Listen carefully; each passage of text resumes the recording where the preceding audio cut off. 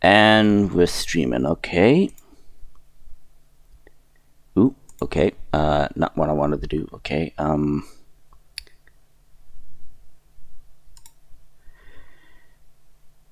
Okay, I will... Give me a moment to set everything up here. For the tags, sorry.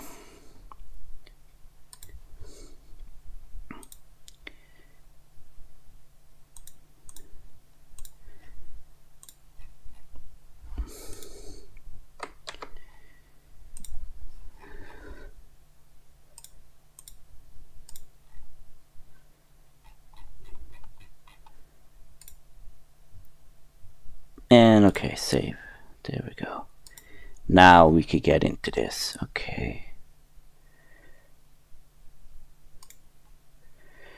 Here we go. And let me just get the music. We are in the village, but we are in... Where are we? You guys are still at the manor. Sorry. Ugh. Manor. Yeah. Banner. Yeah, all of us takes a while for us to get back to the motions of things. Yeah. Is it in this one? I think we got paid, so yeah. Oh, Yeah, this was yeah. getting toward, so yeah, he's just getting a drop. Yeah, because you guys got paid and all of that. You got paid like 30 out of the 150 gold from the Duchess from everybody. So, yeah. You guys decided to retire from the day after you had done certain things. So, I will ask again, starting from Nail. So, Nail, after you got back from the whole encounter with the White Wolf and their team, what do you do in your spare time?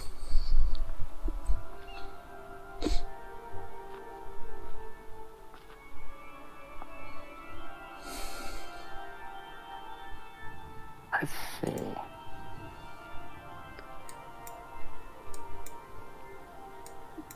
I'm gonna brew potions.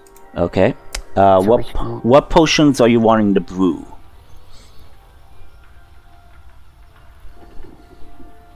I was just gonna brew some healing potions. Okay. Potions of healing. Could I ask you to make a intelligence roll? If you roll above 15, you succeed. And I will then ask you to roll a 1d4, and you add 1 to that. If you fail, like if you basically go below 15, you still succeed.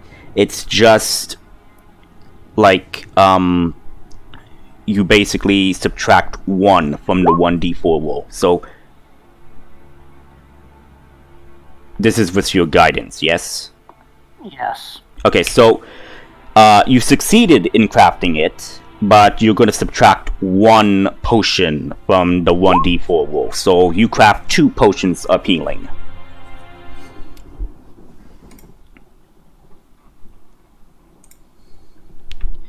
So add that to your inventory. Now, was that all you wanted to do, or did you also wanted to do more research on the mother, as you still have the book, or did you return it? I copied it. And then return it. Okay, so are you wanting to do more research, or you're just gonna call it a night after you make your potions? I'm just gonna call it a night after I make my potions. Okay, so you're making it in your room, the potions? Yes. Okay, just wanting to know. Because I'm pretty sure that the individuals did tell you that there is basically a research room in the manor that you can freely use if you are making potions and or other magical trinkets, because you are basically staying in the manor of the Duchess, and she is a researcher as well, but she mostly researches into necromancy, mostly in ways to stave off against the dead and monsters of the world, basically. Because I would have said that if you decided to use the research facility, you would get a basically double proficiency in the potion making. But you decided to do it in your room, so it's done. So it's fine. It's just giving you a heads up on that next time. Yep. Next, Layla. Mm-hmm. You had this brief encounter with the ominous voice that you heard saying that why should you trust them? You're better than them. Break free from this. Join me, is what the voice said before it left. Now you are left with those words. What are you going to do for the rest of the night? I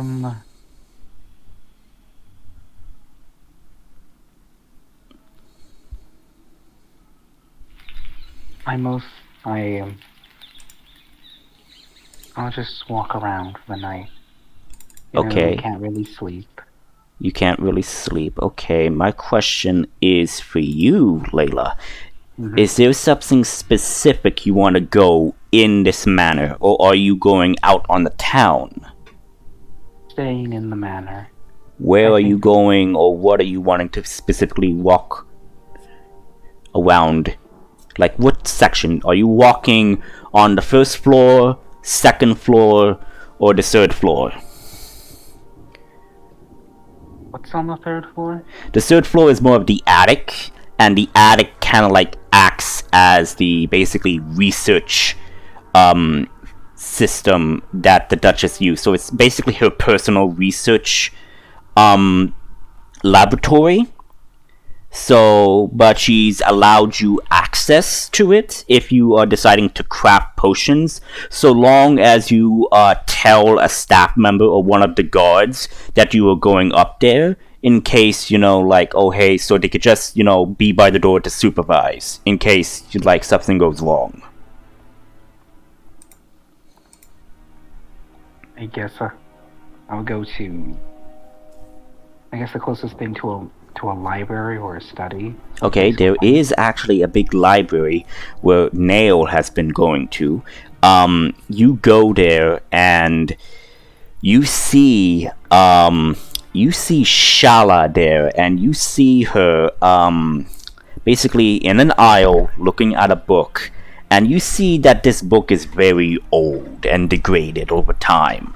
And so yeah, as soon as you enter the room, I don't know if you're being stealthy about it or you're just going in there. I don't know what you're... walking casually. Okay, you walk casually in there and you close the door. She kind of closes the book quickly and then looks at you and Miss Layla. A pleasure to see you tonight. After night, or technically morning, give or take. Give or take, basically. Yeah. So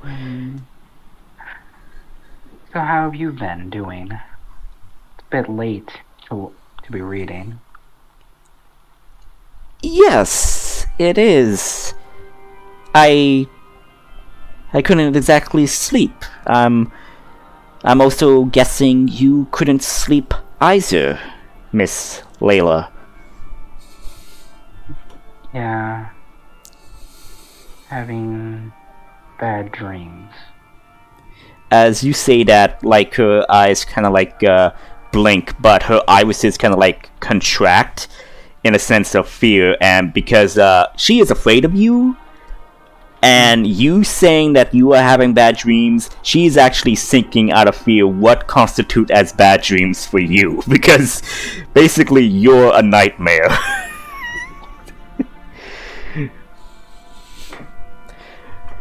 I guess there's like a table or something. I could sit down. Sit down next to her. Yeah, there's a big table, and there's multiple chairs. She was actually standing near an aisle. And so yeah, she's standing. So you go to sit down? I'll stand next to her.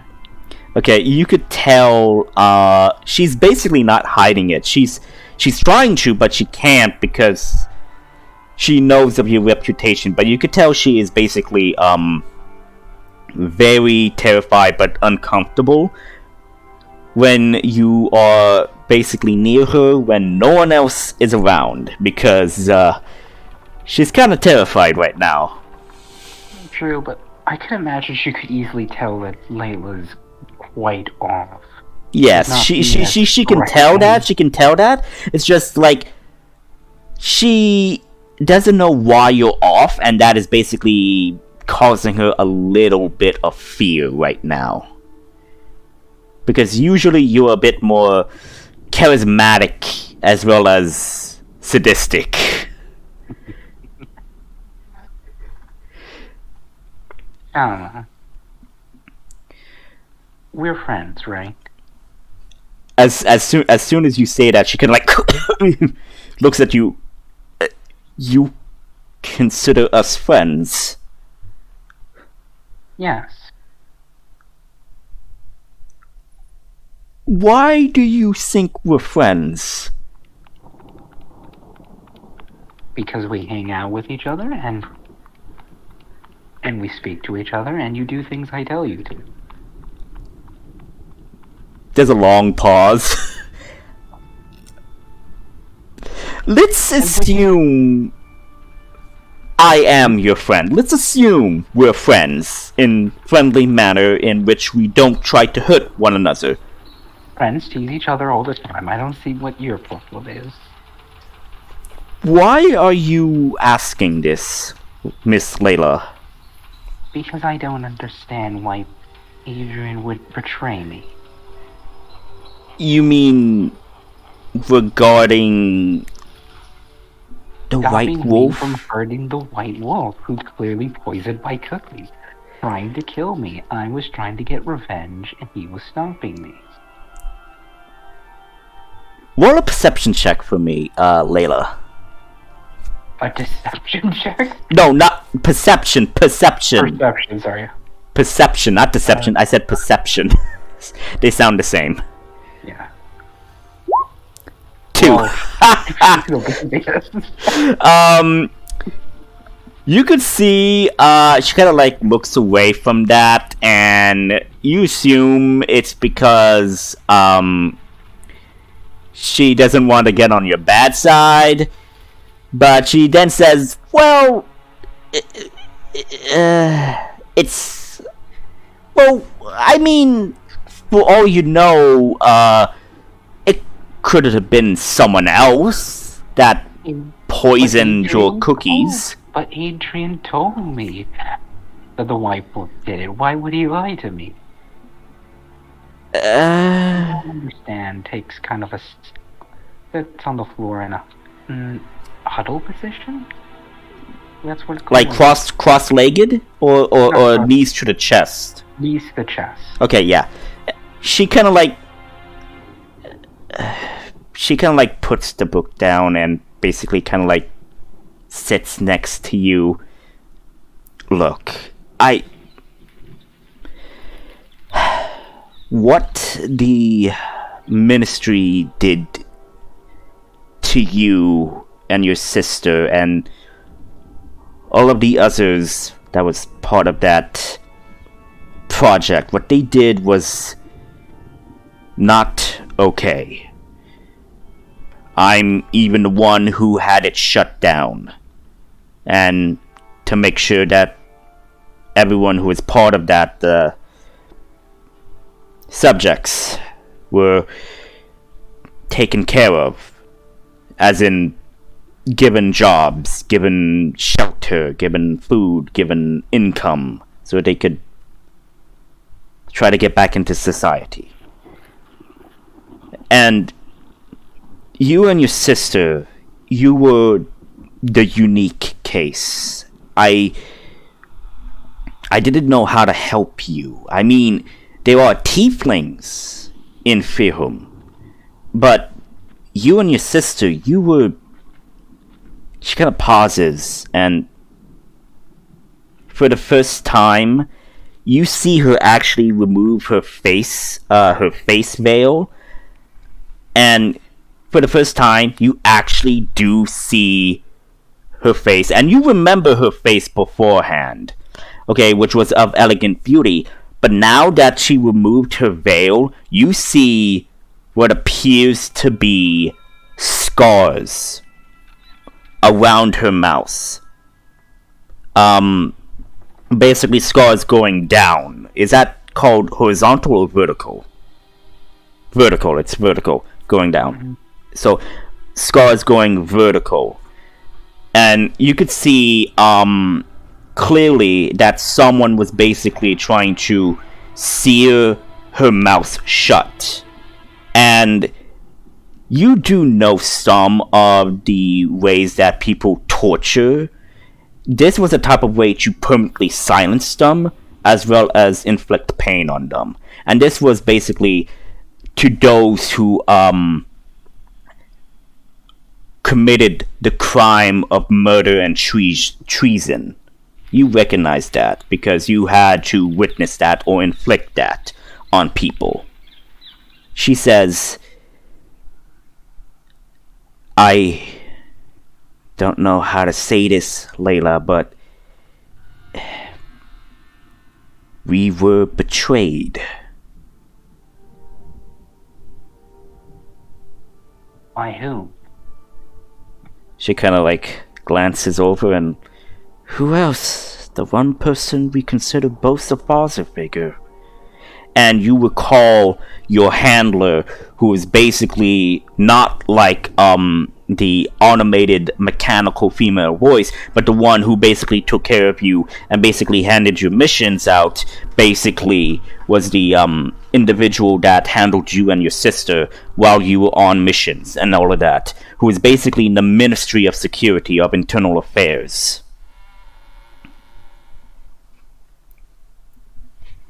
Why were we betrayed? Turns out, he was just looking for an army. And, well, he did lose his wife and his daughter because of the war, and still holds a grudge against the Yarans. And he would do anything to get some solace of revenge. I figured out his plans, but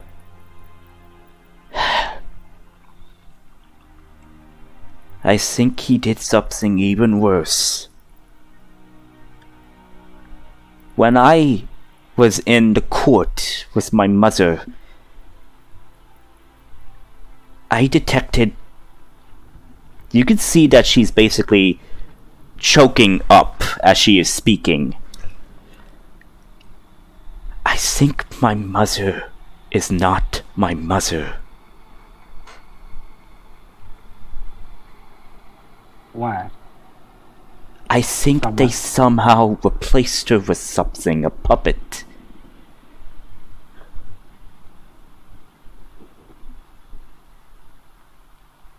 Not? Are you sure? I overheard them as they were caught while I was not there. I overheard them saying that they were bringing the project back online. They were reactivating the project, Layla.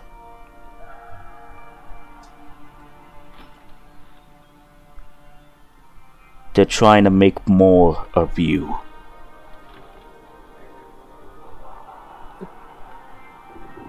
More of us? Turns out, you and your sister are the original genetic bloodline of the mother of demons.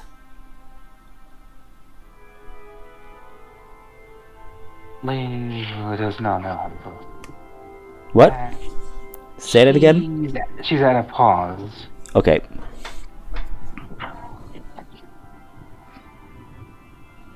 How are we?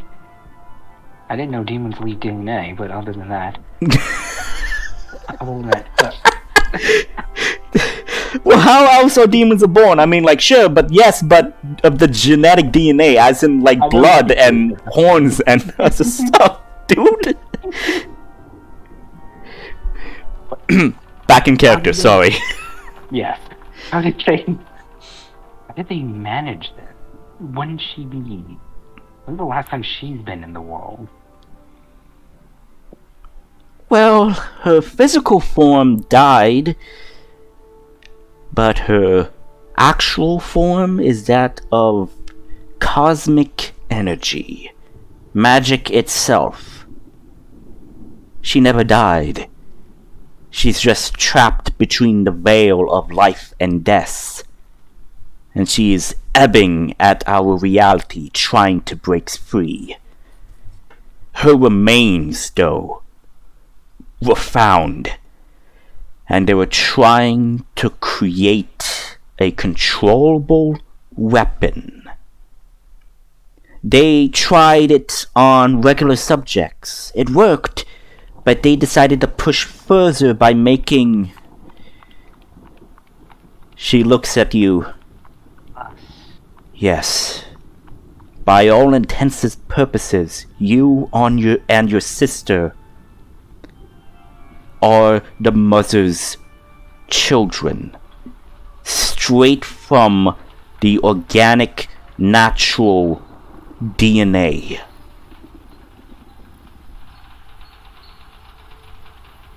With some minor alterations, but you are your mother.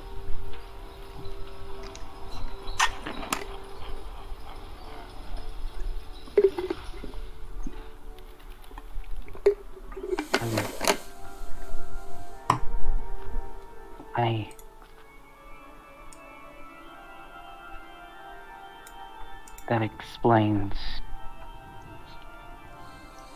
It explains the bad dreams I've been having.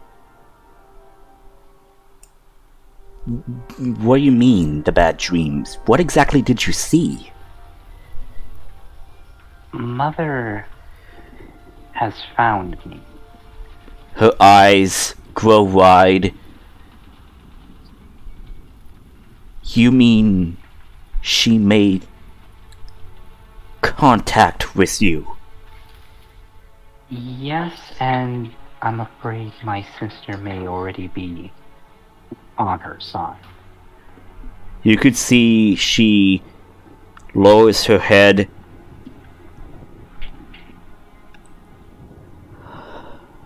She breathes heavily.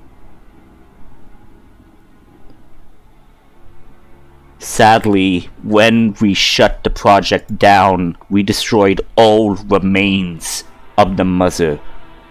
So the only true lifeline and genetic offspring is you and your sister. The mother and the minister would do everything to get their hands on you.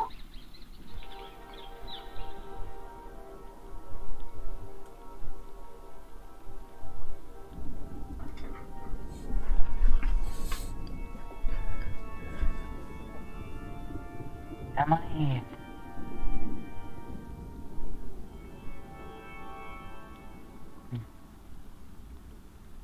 I obviously won't fall for them, but...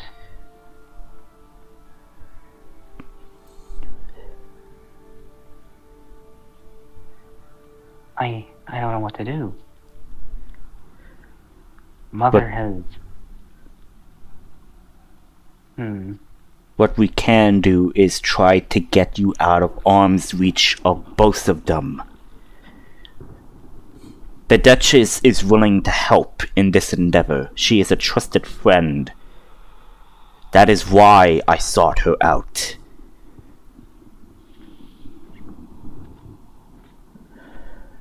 I just need a way to keep her out of my head. Seeing that some form of telepathic communication, something to block her thoughts entering yours. Yes. In fact, I bet she might be witnessing this conversation right now, but choosing not to intervene.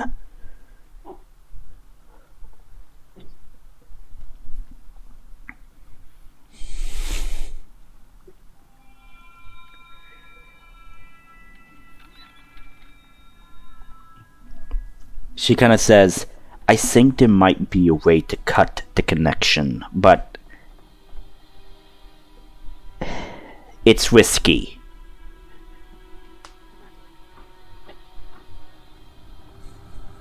I'm willing to do it.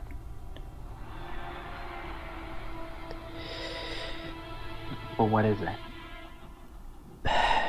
Before the war ended between Yorin and Firum, when people flocked to this island,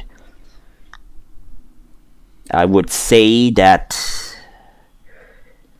there were some underground secret bases that we used for research in case Firum fell.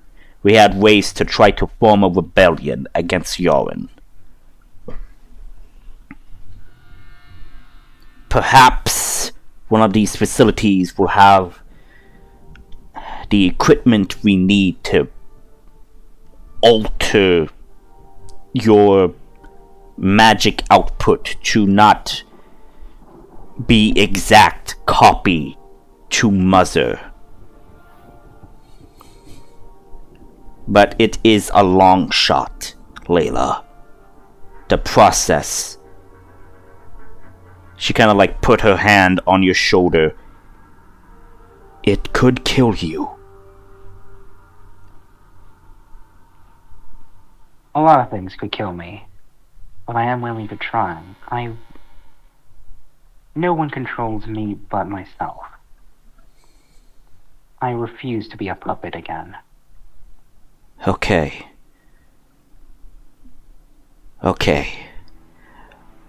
I will look and find some of the bases that were here on this island. Maybe 2 were made, but enough with the intel we need to at least find the proper facility with the proper equipment to try this process. But like I said, it's a long shot. I'll do what I can. And she kinda like puts the veil back to cover her mouth. For the time being, this stays between us. Alright then. And Shala gets up and takes the book with her, and she kind of like leaves the room. But as she goes through the door, she kind of looks back and, Layla, if what you said about your sister is true, I promise you I will do everything I can. But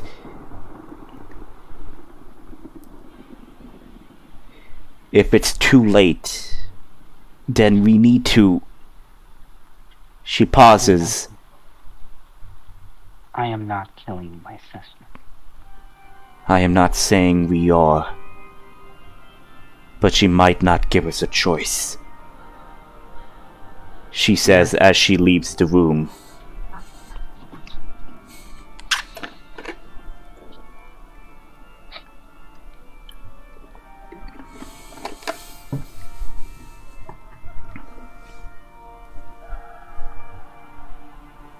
So yeah, what are we gonna do now, Layla?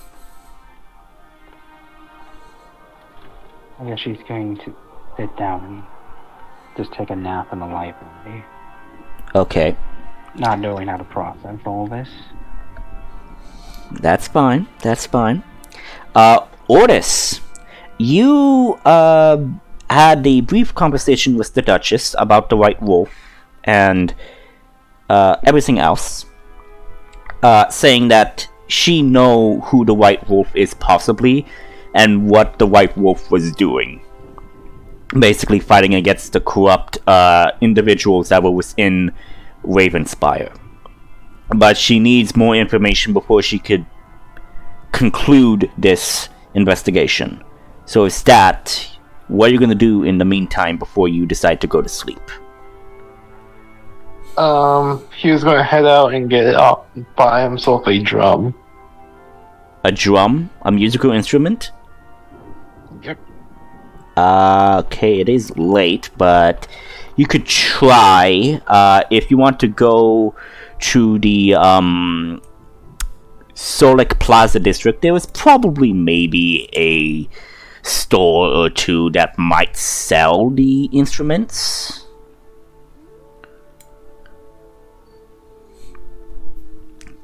Do you want to do that? Yeah, he's probably going to head towards it. Okay. Give me a moment. I need to find something. Is it here? Where? Ah, here we go.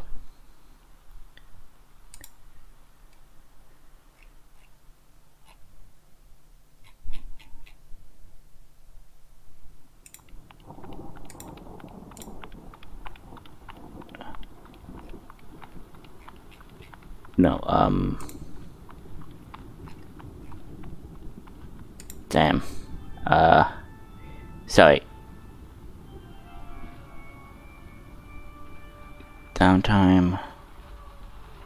Alright, okay, fine. I'll figure something out, okay. Can you do me a favor and... Since it's night... trying to find something right now. Give me a moment. Trying to find the encounter situation here for cities. Okay, you're in an urban settlement.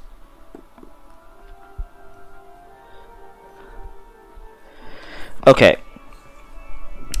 Can you roll for me a percentile die? Just a regular percentile die.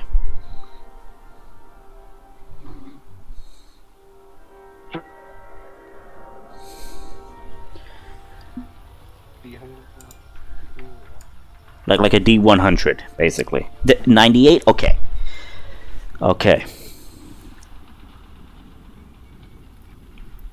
And then I need you to roll for me a 1d12 plus a d8.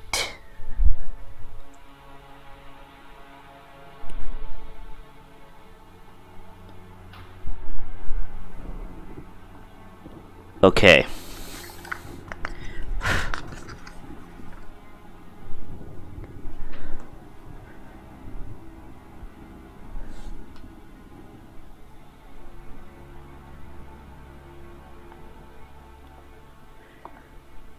Okay. You are a Echo Knight, correct? Yeah. Okay. As you are going by, you see a town guard, go up to you and say, "Pardon me, but are you a member of that party that the Duchess has, taken under contract?" It's just nods his head. I apologize to take up a moment of your time, but if you are be willing, we need some extra hands on a investigation. He shakes his head, okay. And he leads you to a location in the trying to remember, in the South Gate district, basically somewhere around here. Do you see? Yep. So basically somewhere here. and he asks you that we have begun investigating this building for mysterious dealings, and we have investigated it thoroughly, but our relief team has not come here, and we have been asked to go and begin questioning other people for the time being. Would you be so kind as to take watch here until the relief team comes? And he basically hands you a medallion. Show this, saying that we authorized you to watch this perimeter. Takes it. Okay.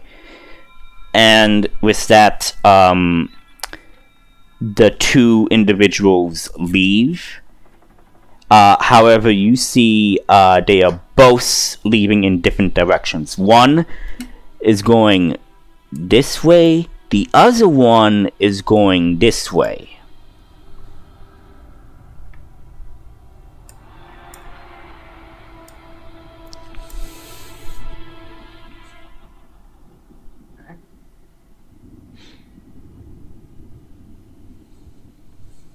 I guess, Otis is going to, form an echo on nearby rooftop. Okay.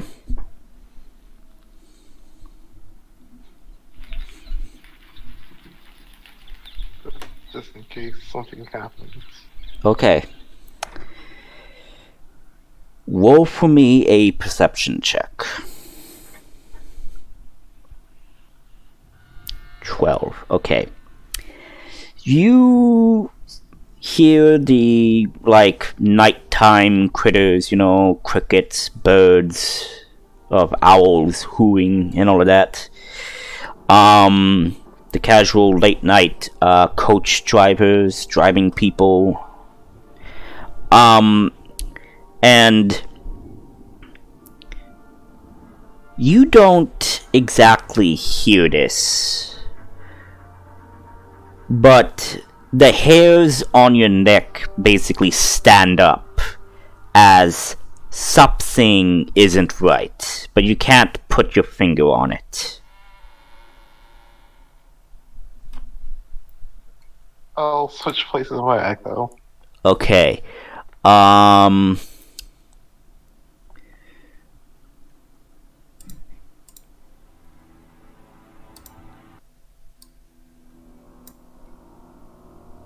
Okay. You switch places with your echo. And as you get to the rooftop, you see what appears to be individuals moving rooftop to rooftop, inhumanly possible. Like dashing up, climbing them with ease. They are moving around basically so good, like their natural acrobatics, but they seem a bit off, but you can't put your finger on it. And there's only two individuals doing it.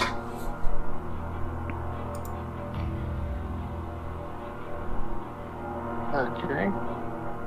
What are they wearing? What you could tell is they are wearing dark cloaks with hoods, but you could tell that they're kind of like wearing leather type armor and all of that.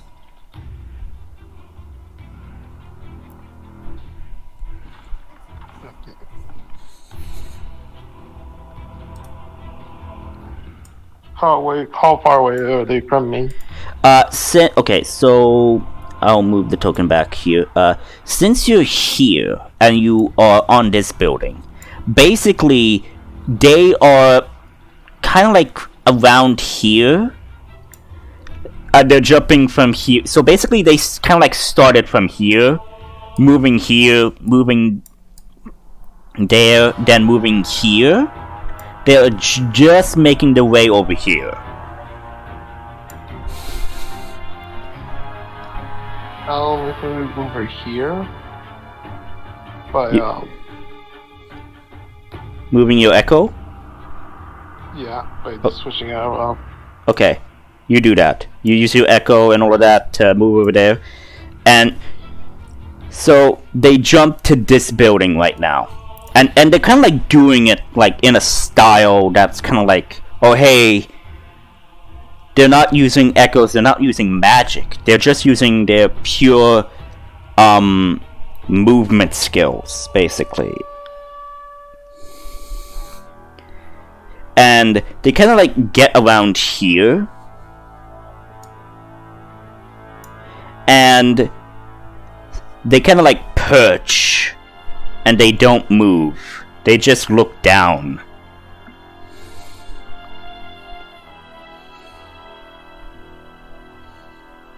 Okay, I'll get a little bit closer to them. Okay, are you using your echo to do that? Yeah. Where are you putting your echo? Keeping towards the shadow, but far enough away that they can't hear me, but close enough. So to this building, basically, to this building. Yeah. Okay. First off, if you wanted to do this, make a perception check to see if there's cover that you could use to place your echo and then teleport there to hide behind. So make a perception check. 6. Okay, you can't discern if there is good enough cover, but you think it might be dark enough that you might be able to use the natural darkness as cover if you want. Okay. So you do that? Yeah. Okay, so you teleport there. Roll a stealth check for me.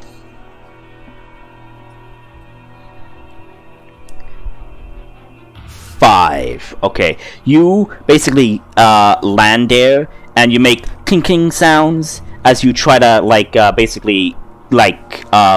get prone and all of that. And one of the individuals kind of like look toward your direction, and for a second you think they see you, but they don't. They just go back to perching. And you see some individuals moving here. And what you could tell is that these individuals seem to be 2 guards and a merchant.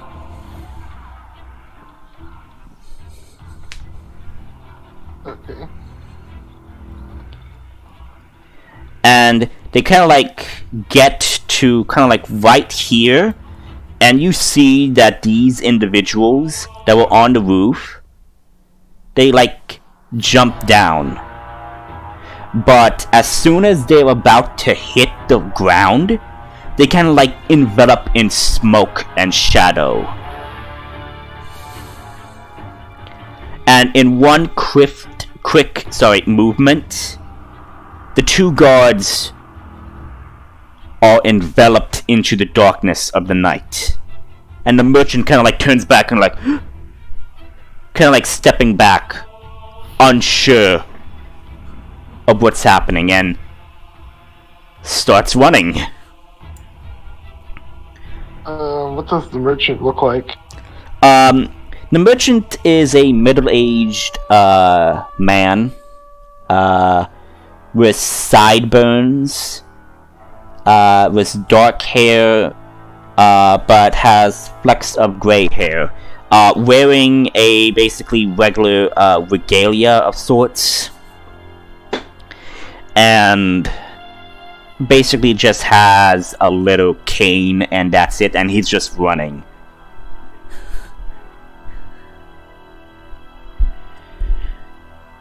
So, do you know if the guards are dead or just Houdini'd? You don't know what happened to the guards. All you know is that they were kind of like ensued into the darkness, but the merchant kind of like runs over here, then runs here. But unbeknownst to them, you see another figure that you didn't see at the time, perched over here. And you see that the merchant looks up at this figure, and this figure has a plague doctor mask.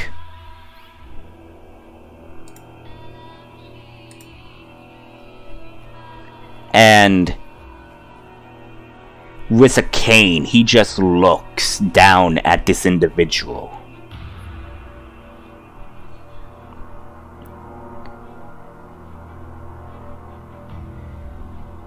And he just does the hand motion at the neck, signaling to kill him. Okay, I'll teleport. I'll send my echo there and teleport behind them. Behind the guy with the plague doctor mask. Yeah. Okay. Then I'll push him. You go and try to push him.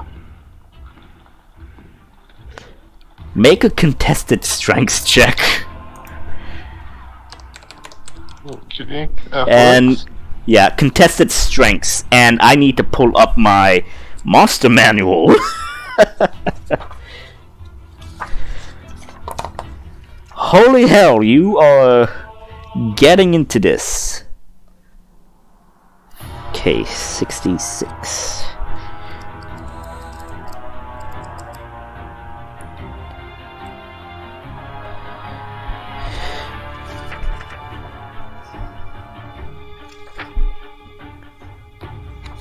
Give me a moment, I'm trying to find the correct one.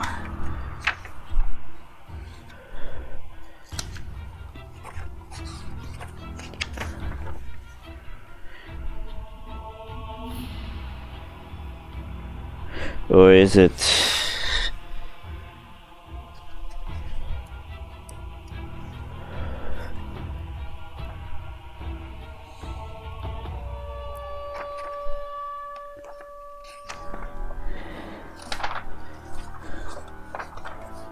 Sorry.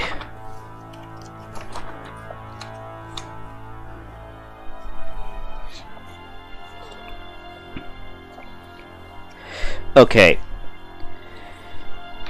Fuck it. I will just use the basis of this. Okay. That's your strength roll? Yeah. Okay. 1d20 plus strength.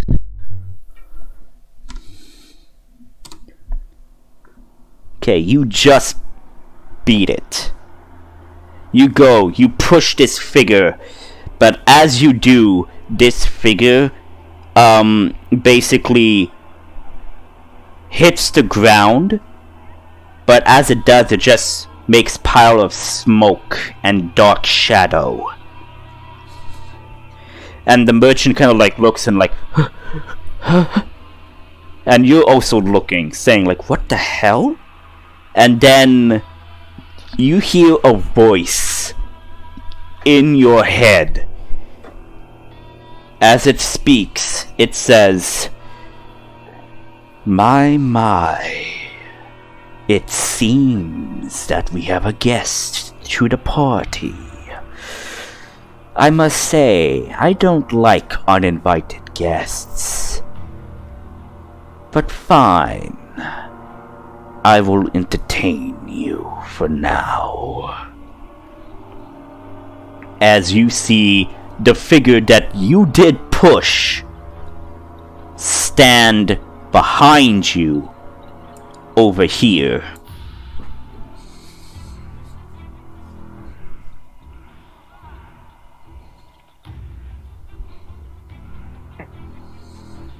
I'm just like, kind of looking like, what the?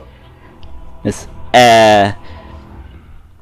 You give him the look of what the, or do you say what the? The look. Okay, and says, Oh my, is this your first time encountering my kind? My, I must say, I think I might enjoy this. He says the last part, I create another echo behind him. You create an echo behind him? Yeah. Okay. And do you teleport behind him, or... I basically use my echo to strangle him. Okay, now we're rolling into combat, so, I'm gonna ask you, let me get you the turn. Here we go. I'm gonna ask you to roll for initiative.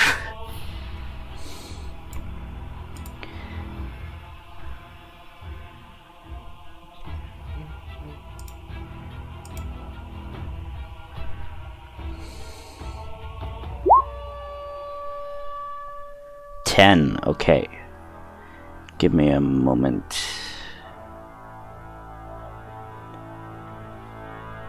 Is it in battle music?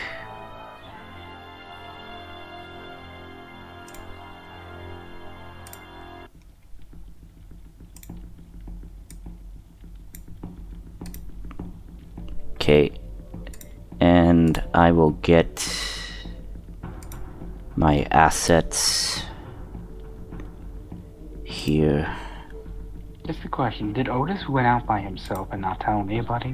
Yes, he did. Yes, he did. He was thinking he was getting drunk. Okay. And, add turn, there we go. And I am going to add plus this individual's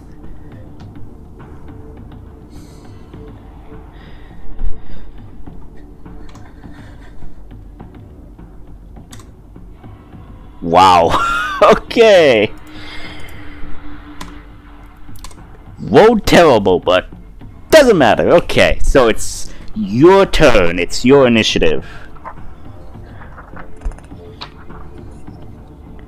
I don't know what you are, but I'm taking you out. So, he's going to attack. Okay.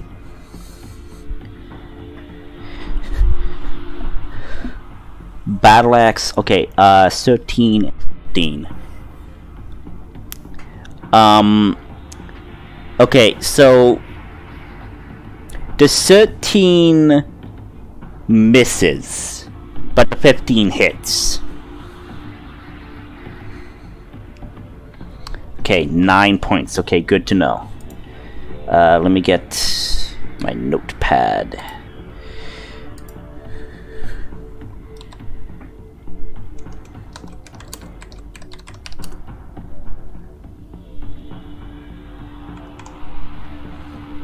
-9, yes? Yeah. Question, is your axe magical? No. Okay, so that's gonna be divided. So... calculator, so... 9 divided by 2 is gonna be... 4 points of damage.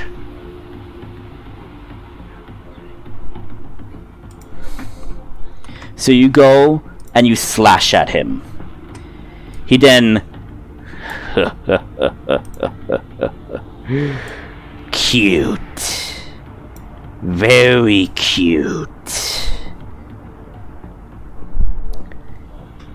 My turn. And...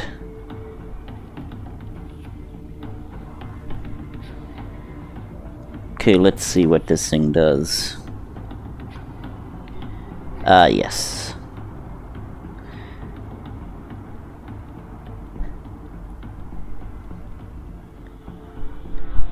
This, how far... okay, I would say that you're kind of like maybe...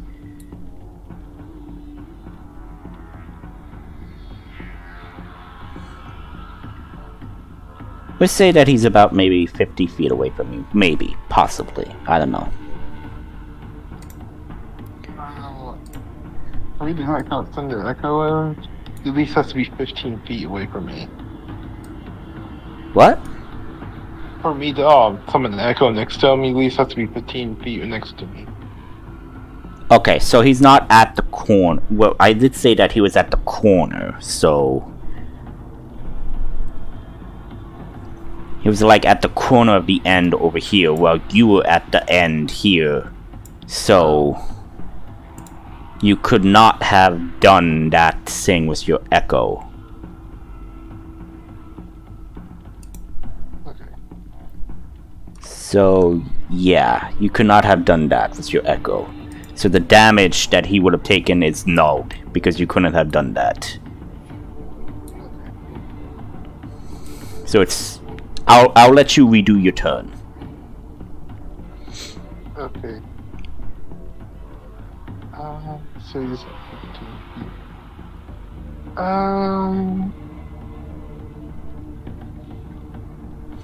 You have no idea what this creature is. Is the guy down there like still alive or something? You look and you see that the creatures from before that attacked the guards are basically, one is coming in front of him while the other one is coming to the side.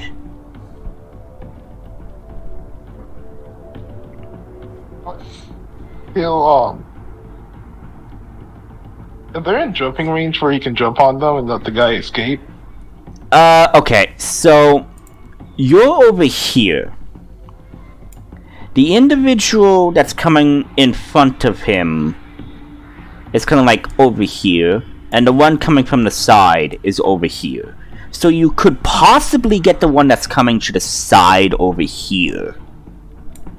Possibly. You would need to make a athletics check or a acrobatics check if you want to see if you could get the good enough jump and land on him with an attack, correct? Is that what you're trying to do? Yeah.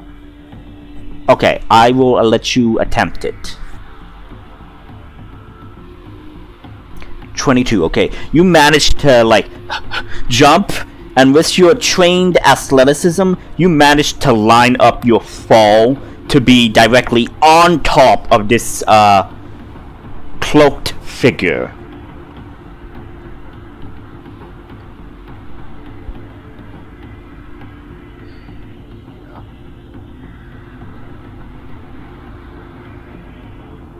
So are you rolling for an attack?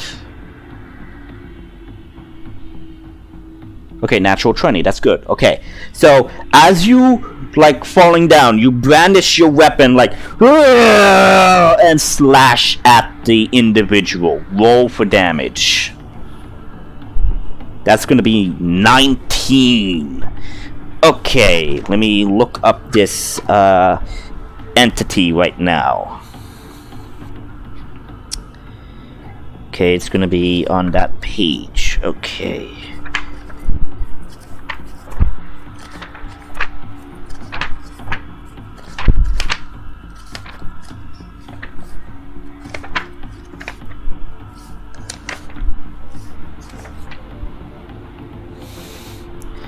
Alright. Can you... Okay, so... The hell?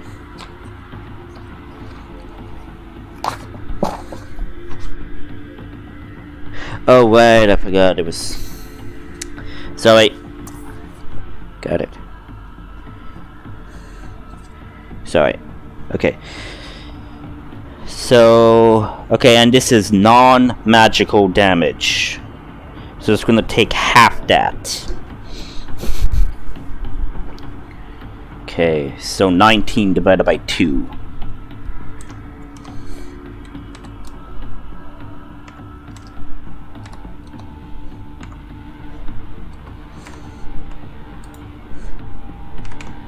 Okay, so calculating.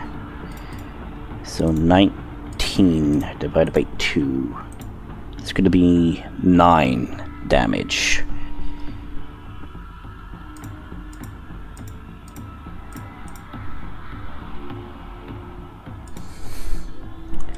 So you go and attack this figure. And as you do, you slash at it, and crimson blood comes out. But this crimson blood seems a bit darker with accents of dark hue in it. And as it goes to clutch it, it looks at you. And you see its covered face, but its lower face, like where the mouse is, you see blood. And it's dripping from it.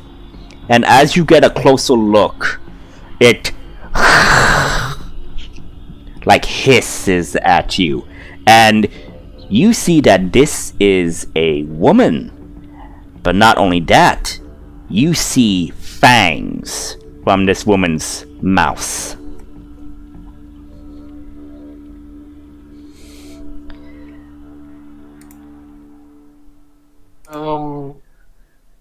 Does Otis even know what a vampire would be? Or like a vampire spawn? So would Otis even know what a vampire spawn or a vampire would be? You can't tell if this is a vampire or a vampire spawn unless you decide to make a, I guess, would this be a, what is this, would it be an education check, or?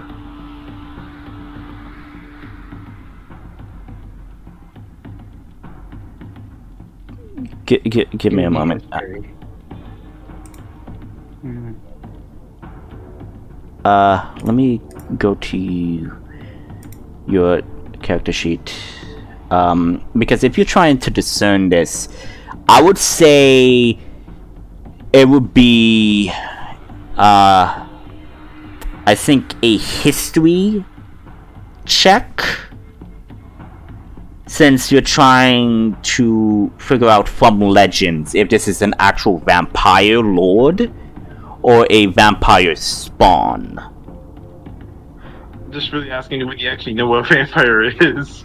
Oh, if you know what a vampire is? No. This is probably your first time encountering this. Sorry, I misheard the question. I apologize.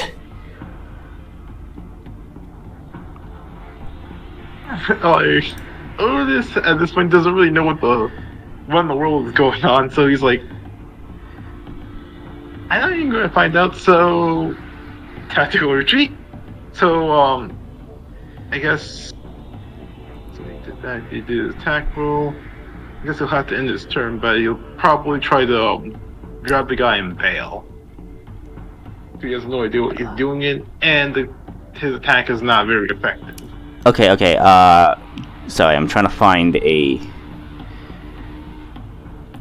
some characters here to basically signify these other two individuals. Trying to find suitable dark-esque individuals. So one is here, the other is here for the essence of the placement. Okay, so this is the one that you attacked. So this is gonna be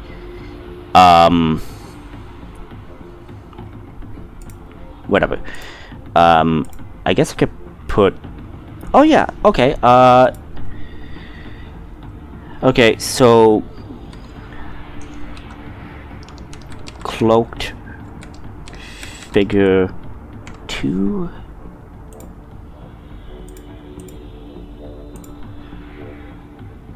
Nameplate. There we go, okay. I'm learning a lot. Cloak figure 1.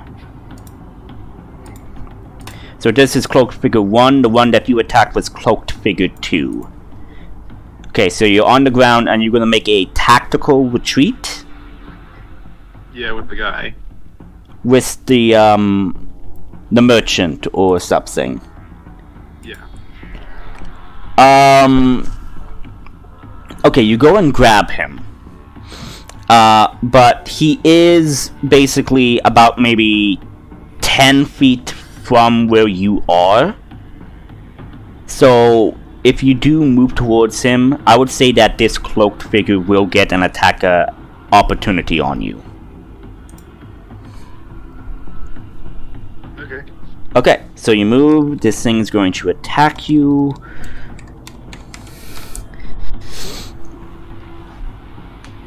And this individual attacks you with a short sword. And that will deal, I think, 1d6 points of damage if it hits. Yeah.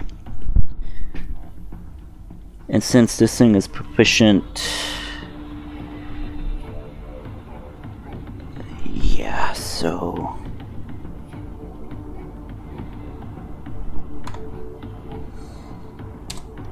does 20 hit? Yeah. Yes, hits. And it's going to deal you 1d6 plus 3 piercing. So, you attack. This individual brandishes its short sword and basically slashes at your back as you move away to go and grab the individual. So you used 10 movement to get to the guy. You're going to use the 20 movement to run away with this merchant guy, basically. Yes? Yeah, as protection. Okay, so you do that. That's your turn. Now I need to... No, there we go. Add turn. Add turn. And rolling for initiative for these individuals. So the initiative is going to be that. Okay, that's for the first one. Okay.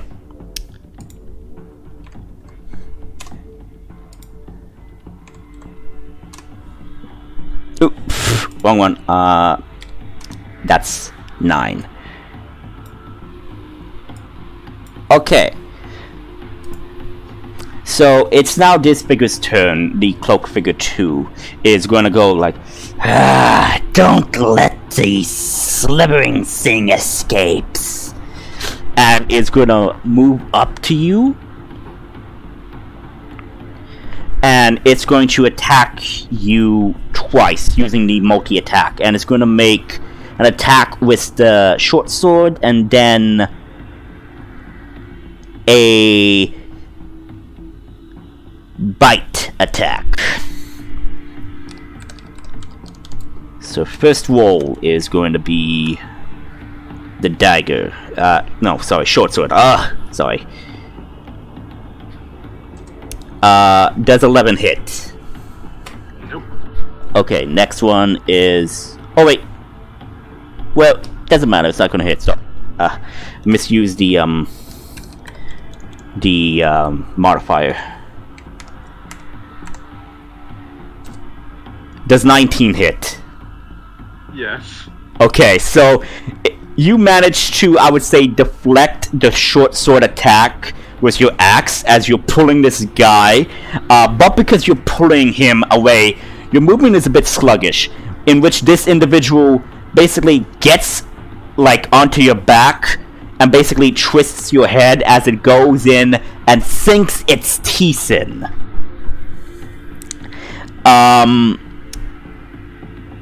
Okay, you're gonna take...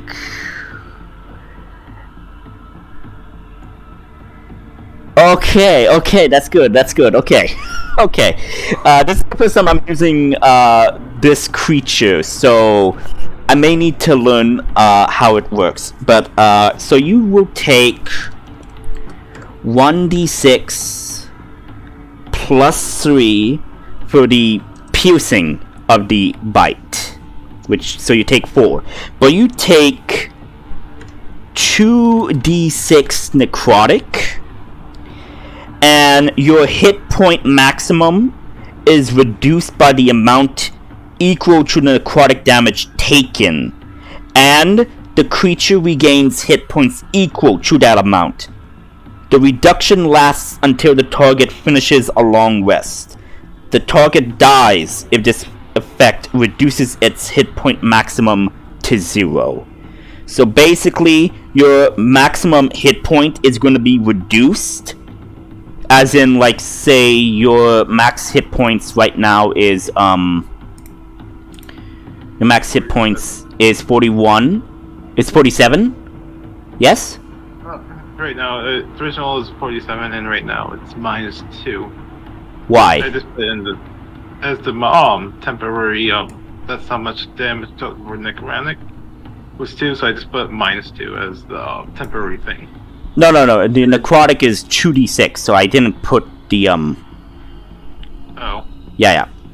So, you take 7 points of necrotic damage, so it's going to be minus that, so that means your max hit points is going to be 40. No. Like you take damage, but your max hit points, it says your hit point maximum. So your hit point maximum, so your max hit points is 47. It's going to be reduced by 7. That's why I put the minus thing on there. So it's, yeah. So just put that. So put that back minus, but it's -7. So yeah, there you go. And the creature regains hit point equal to that. So +7. And you hear this creature says, "Yeah, green skin blood. It's not exactly my cup of tea, but it has a certain flavor to it." what the fuck are these freaks? And then this individual is going to take its turn to move up all the way to the edge and say, "You could run, orc, but you cannot hide." And that's going to be his turn. He just says that as he is... You know what? Fuck it. I'm going to roll for an intimidation. Why not? I'm rolling for an intimidation, and you have to make an opposing insight check. So... I need to... Hang on. Okay, here we go. So... Okay, it's gonna be a charisma. Okay, so...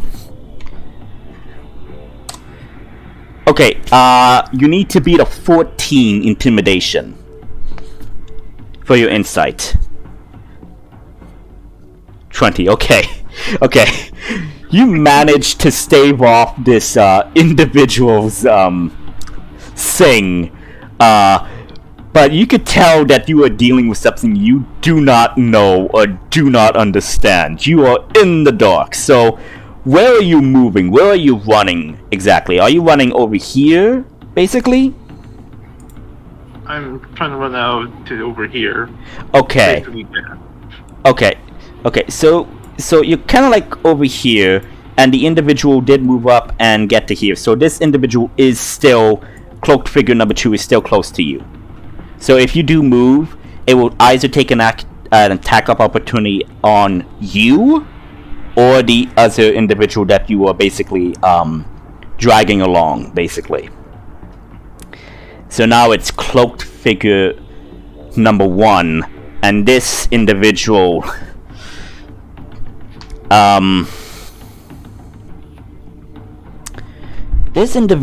is going to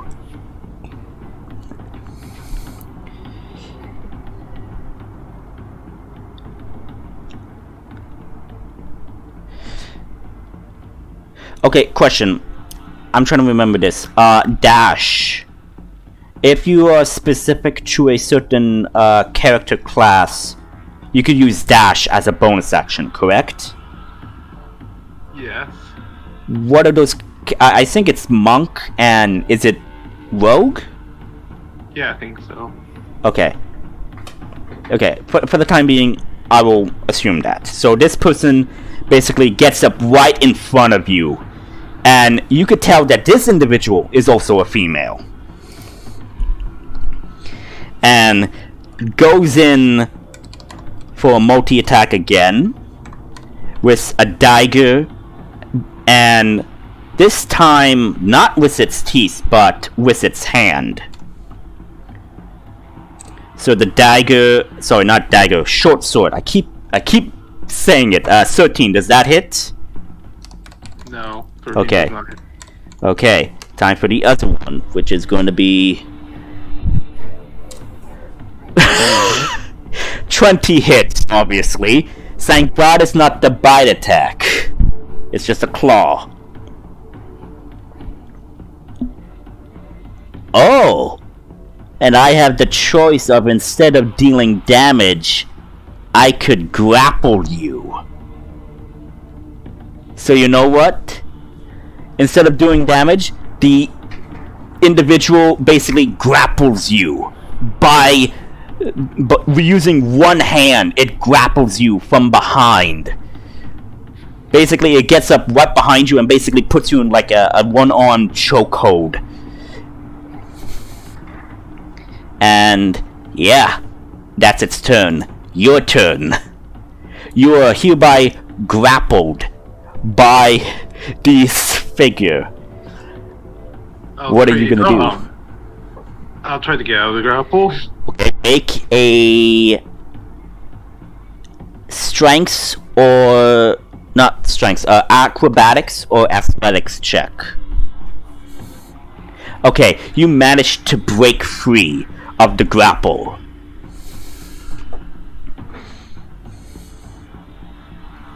Create a clone. Oh, I'm behind her. Quickly turn around, create a clone behind her. Okay. Then, can I able to attack, or have that lost that ability? Is creating a clone a bonus action? It's a bonus action. So yeah, you still can attack. Yes. Yeah, I'm gonna attack my clone from behind her. Okay, and since basically your clone and yourself are both attacking from basically in front and behind, you get advantage. It's flanking. Okay. I'll take it.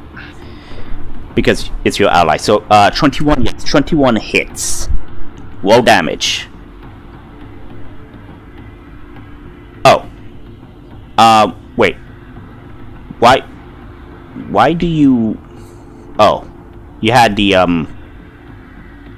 Double attack. Oh, you had double attack?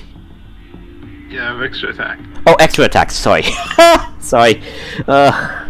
I'm going to use my Echo's Incarnation. Yeah, sorry, my mind's a bit fickled right now. Okay, so total is gonna be... That's gonna be 10, so 19 again. And you're attacking cloak figure number 1, yes? Yeah. Also going to use... Okay, so that's 9, so... I'm going to make an extra attack. Wait. Okay. Ooh, no, I So I'm gonna attack again. Wait, unleash... Okay, you unleash your incarnation and you're attacking the same one? Yep. Okay, 16 hits, sorry. 12, so 12 divided by 2, that's gonna be 6. Right. Okay, so... 70... No, fuck. 73 minus... No. Can I? Thank you.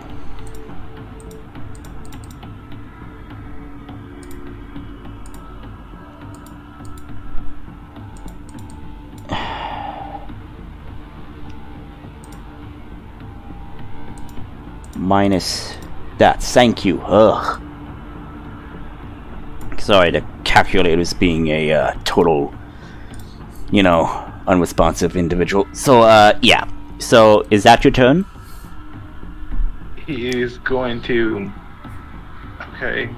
Do I regain my movement? No. Yeah. Because you broke free of the grapple. Wait. Oh shit. No, because breaking free from the grapple is an action. I guess it is that. Yes. Yeah, I'll still create an echo, but I will run.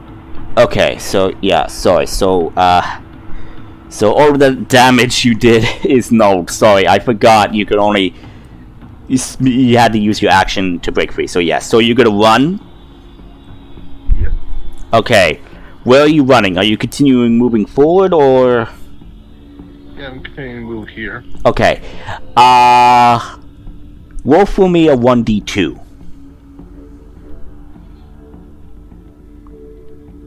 1d2. 1, the attack hits you.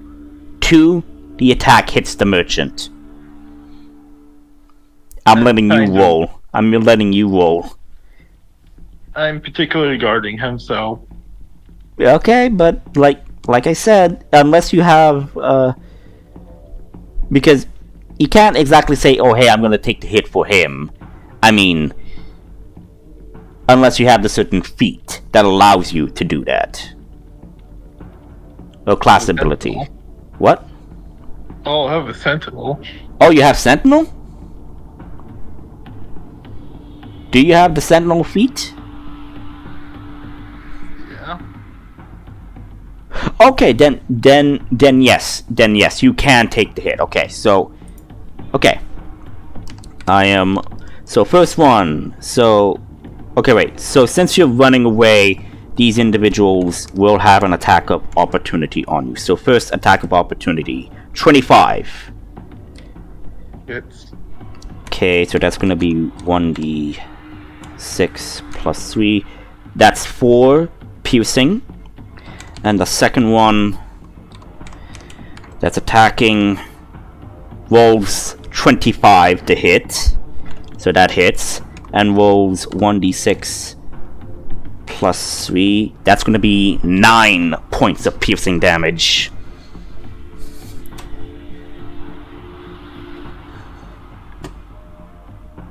Otis, how deep are you in at the moment? I'm at way past. Oh, I'm at like my half. Do you think you need divine intervention? Wait, Okay. he doesn't have divine intervention. He doesn't have that skill. I don't. That's not what I meant. I meant, do you need me to, I don't know, some bullshit my way into looking for Otis? Okay. My question is, Layla, did you actually telepathically spoken to Otis using your telepathic skill? No, Then so I would far. say, Otis, if you roll a high enough wisdom check, I would allow you to say one word to Layla. Unless you have the message or sending spell. What would Otis say? I don't know. I would let you say one word. You don't exactly have a strong connection with Layla. You only have the brief connection. If your connection with Layla is stronger, then you can basically telepathically send the message to her.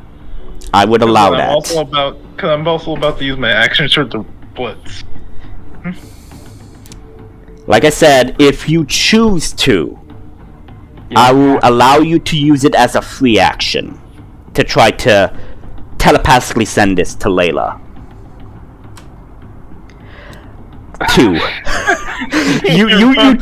you try to, but as you're doing it, you kind of like make the face as you're trying to shit. No, just what I'm doing, and then he just uses action surge to basically get another. What's action surge to look at? I have to make sure I'm not doing it. Yeah.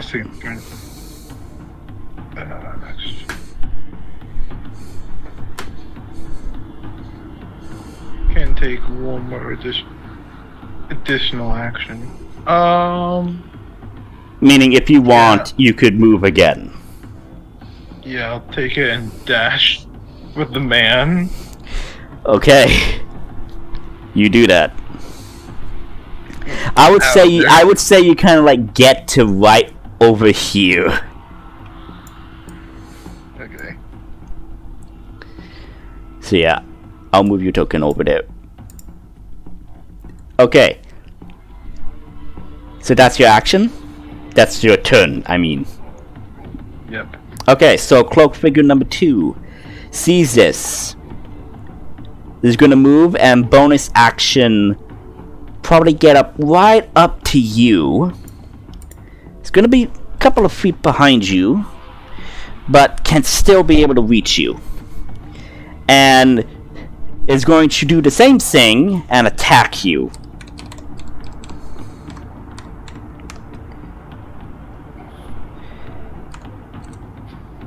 $12 for the first attack, misses. Second attack, 18. Does that hit? Yeah. Okay. This is a claw attack, so you're grappled.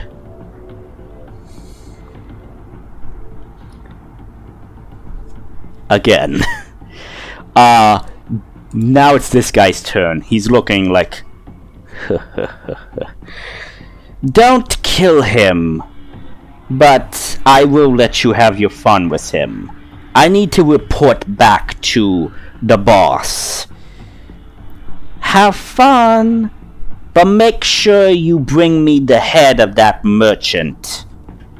And... boop. Disappears. And now it's cloak figure 1. So cloak figure 1 is gonna move up and basically goes up onto the wall, climbing like a freaking spider, and then is going to jump off and attack you, kind of like what you did.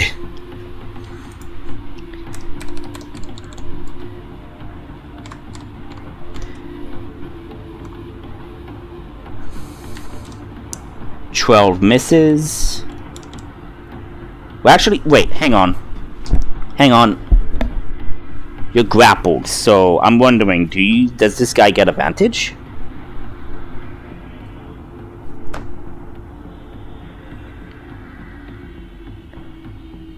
No, a grappled creature's speed becomes 0 and it can't benefit from any bonus to its speed. The condition ends if the grapple is incapacitated. The condition also ends if an effect removes the grappled creature from the reach of the grappler or grappling effects, such as when a creature is hurled away by a thunder wave. Okay, so doesn't get advantage. Okay, good to know. Just wanting to make sure. So where are all the town guards in all this? Maybe it was a lure. I don't know. Maybe it was a trap. You don't know. Just asking because they've been fighting for quite a while in what appears to be the city streets. Exactly. And no one has.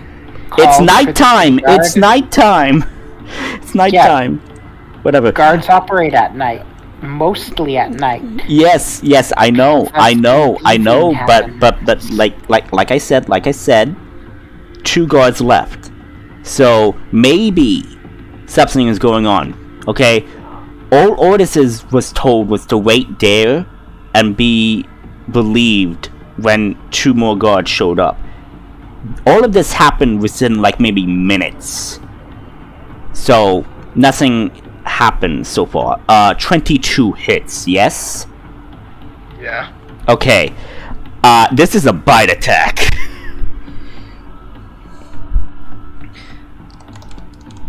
$1d6 plus 3 for the regular damage. Then comes necrotic damage.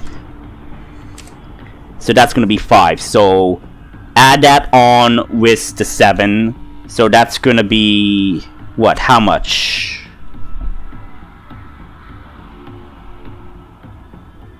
plus 5 plus 7. Yeah.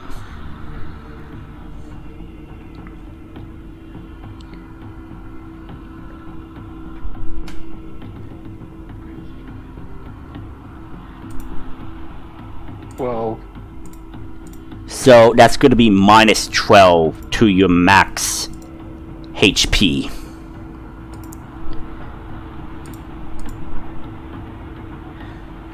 okay, and how much damage did I take? Like 5? Yeah, you take 5 necrotic damage and 8 regular piercing damage from the bite. 5.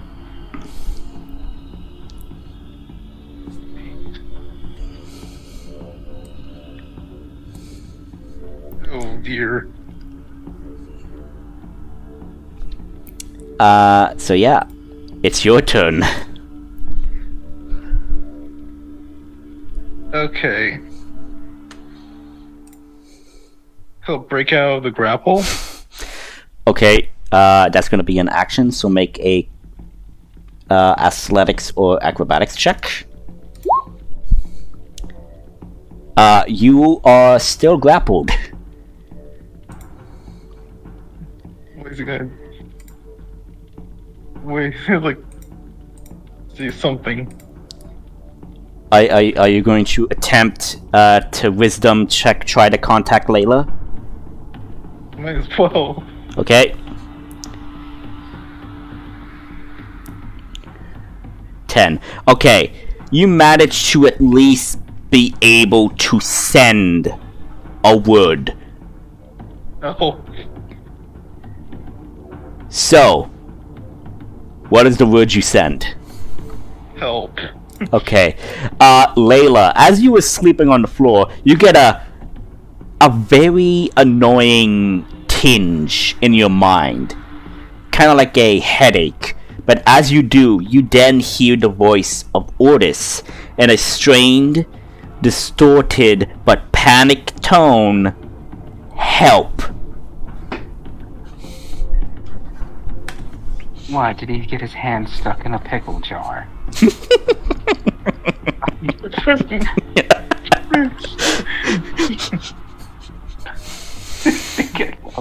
I'm pretty sure, this would just smash the pickle. It could be a very dirty pickle jar, you don't know.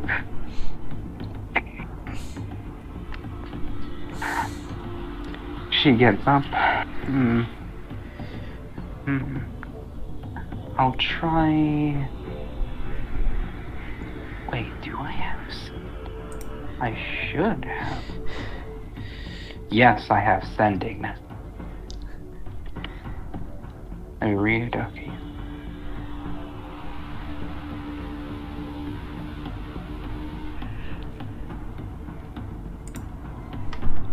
So what are you doing, Layla?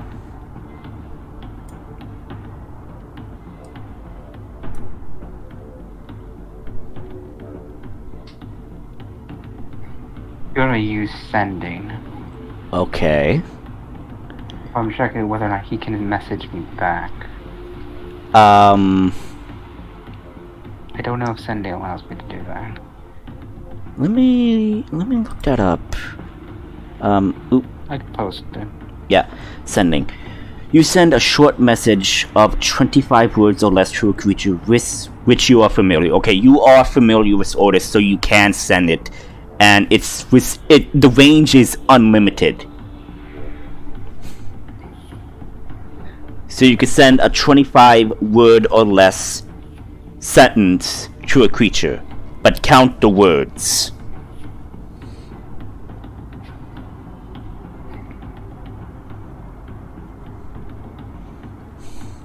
Nearly all communication magic allows for this person receiving it to send back as received, just like this one. Yes, but again, the response will also be 25 words. Alright. What is it now, Otis? Is your hand stuck in the pickle jar once again? If not, tell me where you are. That's what you get, Otis. You received a sending telepathic message from Layla. What do you say? Oh, fucking blood-sucking creatures. Near dead. This location, like, I guess I'll explain what a vendor though. It's Southgate District. Southgate District you're in right now. Like the intersection of Southgate and Solek Plaza. Intersection between Outgate Intrigue and Solar Plaza. It's so far away. I mean, probably a horde of flying leeches are after him. Okay.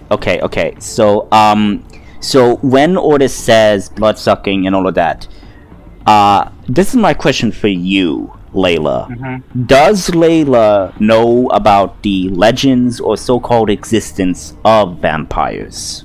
I assume she would, considering her line of work.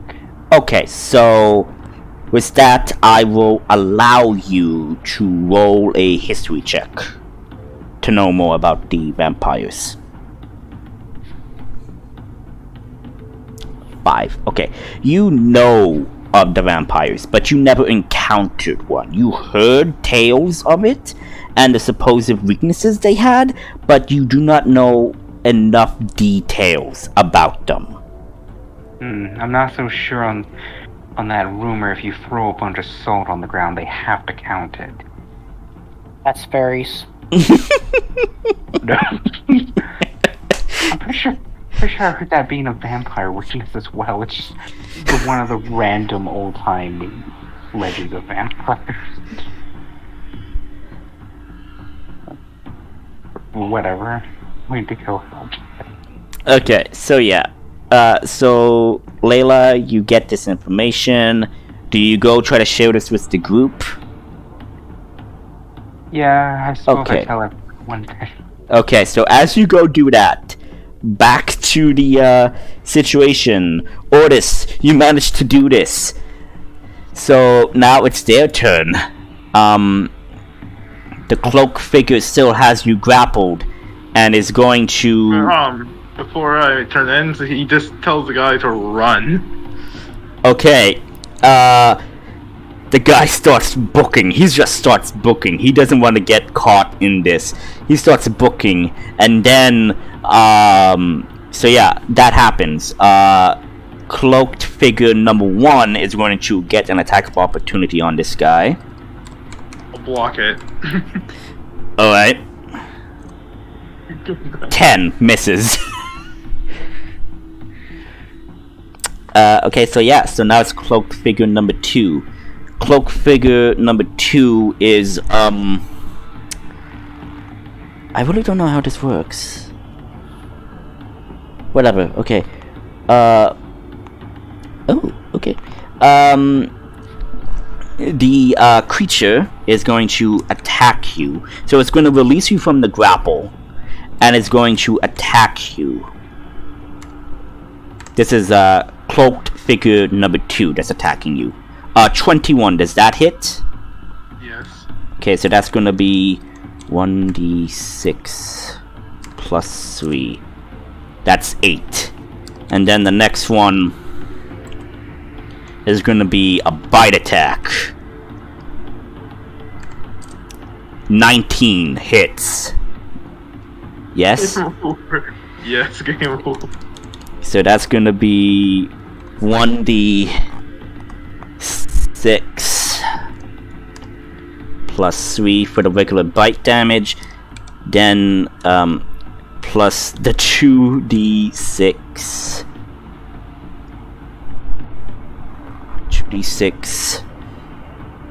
necrotic damage. So so you lose 8.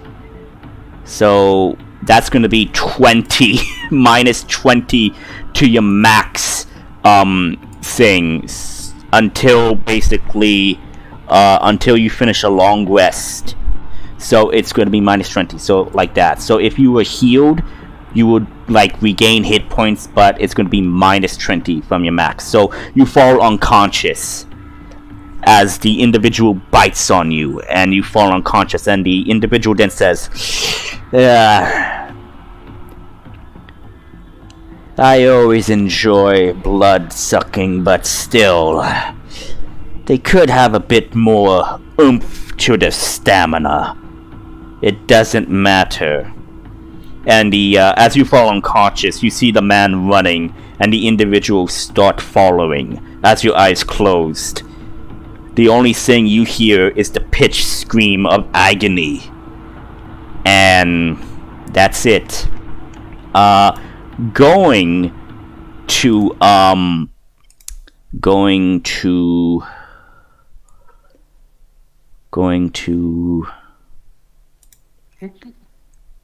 Layla.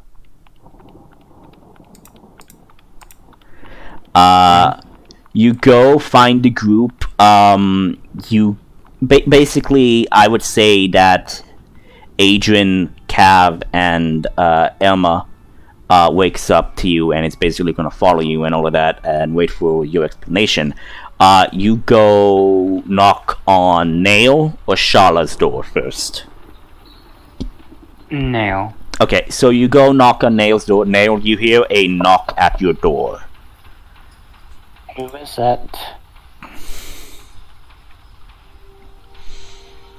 It's Layla. Otis is in trouble. Being attacked by vampires.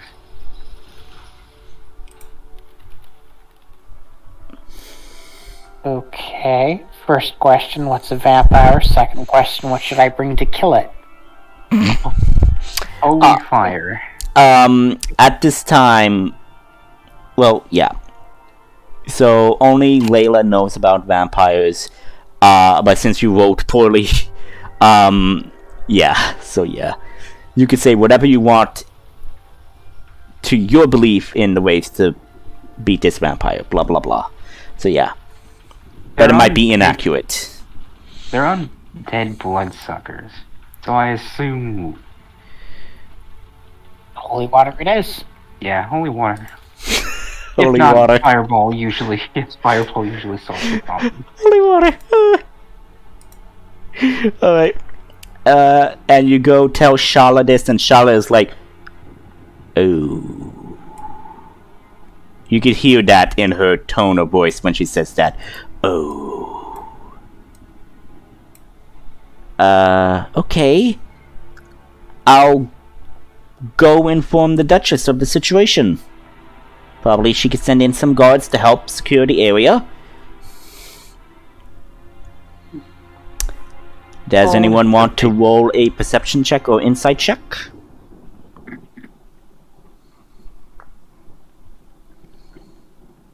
On what? On what? On who? On Sharla as she goes and leaves after she had that whole brief conversation with you. What do you think why would we think she's gonna lie and not tell the Duchess? I'm asking. Oh, I assume she's telling the truth, considering my role. 10 insight. Okay. Layla, you managed to say that she is speaking truth, that she is going to see the Duchess, but you could tell that she is a bit more worried about something else. Otis is usually a big guy. He can handle most things, but he did sound rather terrified. We should go now and see if he's alive. Okay. So he gave you the general directions. Basically the intersection and all of that. So you're assuming that it's the big, wide intersection. Yeah. So you guys go there, moving your characters over there until so Otis, are you back? Yeah. Okay, good. Okay. Layla, Nail, you and everybody else are following. You come across what appears to be the mangled remains of a human, with its head missing. Blood spilled everywhere.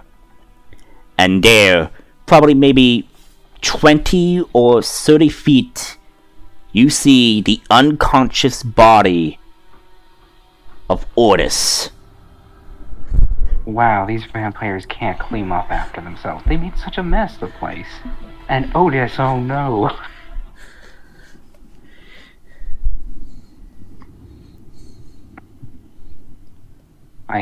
We go up to him. Okay.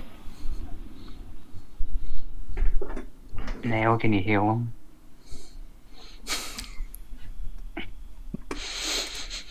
Am I forgetting the fact? Forgetting something? There, cure wounds. Does he wake up? 4 wounds, yes. Otis, you heal 4 hit points as you slowly and sluggishly regain consciousness.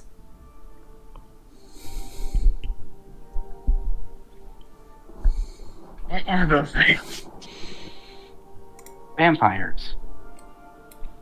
They seem to rough you up pretty badly.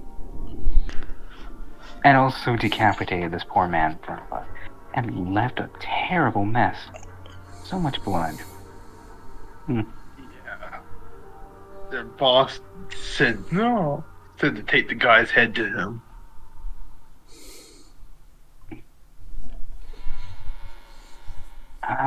They're kind of long gone now. Don't think we can track them down.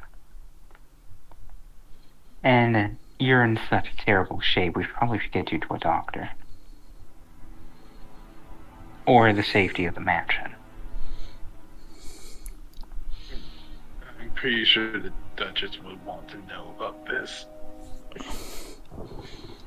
Indeed.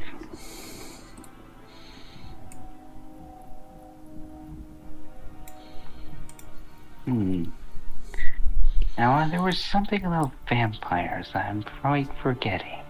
Can't place my finger on it. Did they have rabies? Otis, you might be in trouble. Might have a disease or something. Can't remember about vampires that much. Never really fought them. Only heard things about them. Such as they can't be invited inside your house. Or they can't enter your house without being invited. I think we should let the Duchess know that some guy just got mauled to death and 2 guards. Why were they mauling him to death? Because this concerns her. If I was a clan leader of a town, someone murdering my men would concern me. No, I mean, why were they doing it? I don't know. They wanted to kill that guy or something.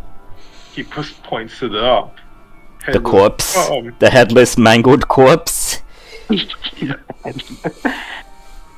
did Mr. Headless here have a name? Didn't get it. Gotta look at his face though. Before he lost it. Oh well.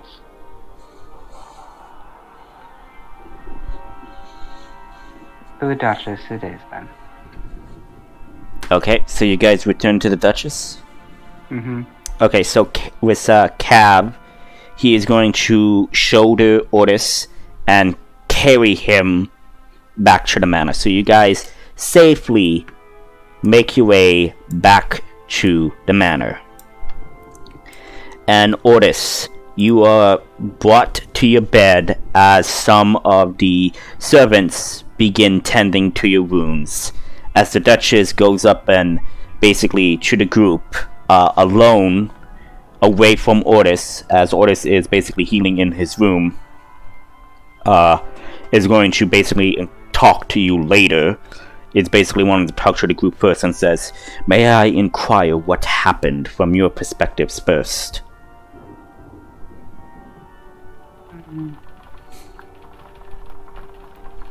Otis was attacked by vampires. He was walking alone at night. Came across a group. Thought they were leaders. think he believed they were leaders of the White Wolf or gang associates, and then he ended up like this, trying to run away from them. I see. And you are certain he described the assailants as vampires? He described them as blood-sucking creatures. I will look into this. As for the time being, you should all get some rest. I am sorry that you were disturbed again.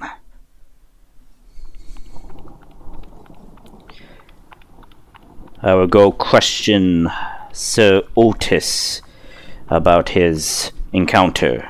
The rest of you, please, get some rest.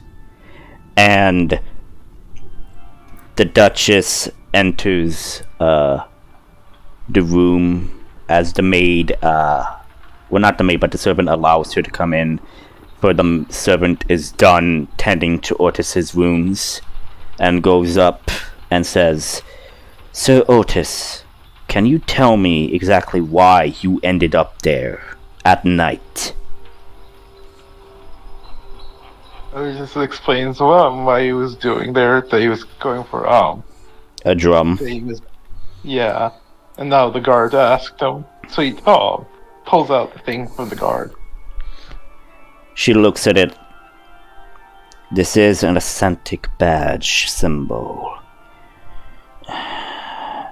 But that building you described, it's abandoned. There's no investigation going on there.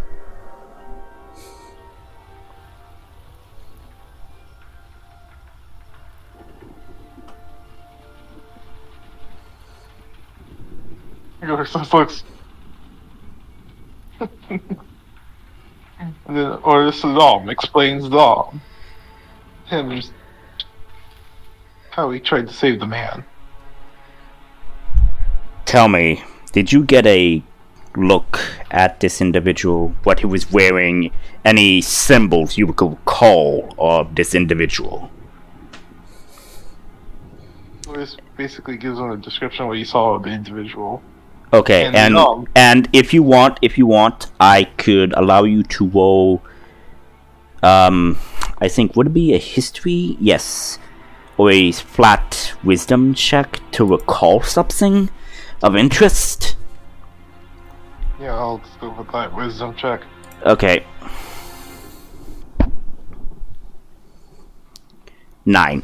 Okay, you describe a symbol to her that was kind of like on his attire, kind of like a pendant pin or something. She kind of like, and where's the body now?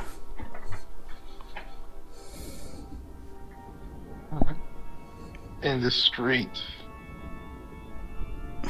The others didn't pick it up.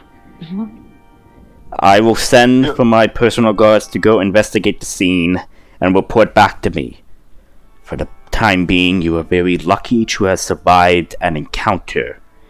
Very more lucky that you did not succumb to their bites under a full moon. Wait, is that a full moon? It's not a full moon. Okay. Why? If bitten by these creatures under the full moon, there is a possible chance of you turning into one.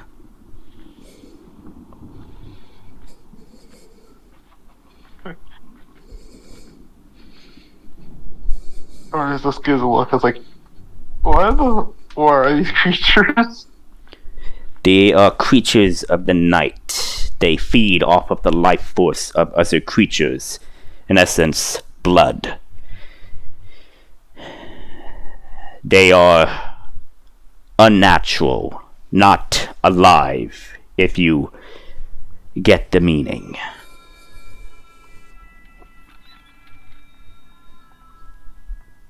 Or where they weren't being shot with my axe. Yes, non-magical weaponry won't harm them. Well, looks like I'm out of that. I guess if I knew that, I probably could use my jug. Use your jug? Yeah, the alchemist jug. Yeah, what are you using it for right now? He said he could have used it. Oh. To do what? As a weapon. As a what? As a weapon. Oh. It would have been an improvised weapon, but I would have allowed it. So yeah. So the Duchess says, "Rest well, Sir Otis. Thank you. I will give you and your companions a report of the incident, as well as the report as for the incident with the White Wolf tomorrow morning. Or tomorrow afternoon. Depends if they could get back to me," she says in a huff, and goes to close the door and leaves. And with this, as you all go to bed, I would say that this is a good time to take a short 10-minute break. You okay with that? Yeah, that's fine. Yeah. Alright. So we'll take a 10-minute break, so we'll be back here at 10:50. I can probably try to figure out why it keeps ringing. Okay.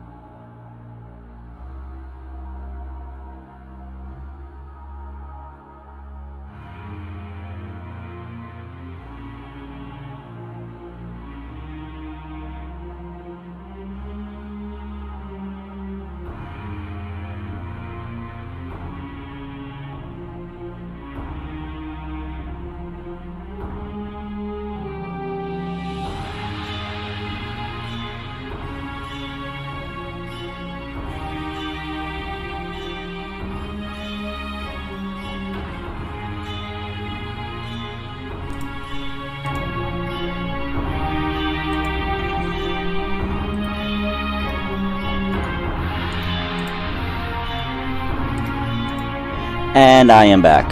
Is everyone back? Yeah. Alright.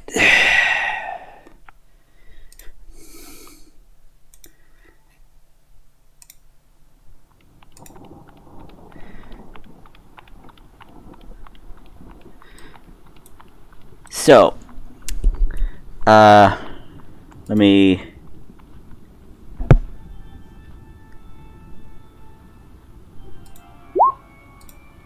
Here we go.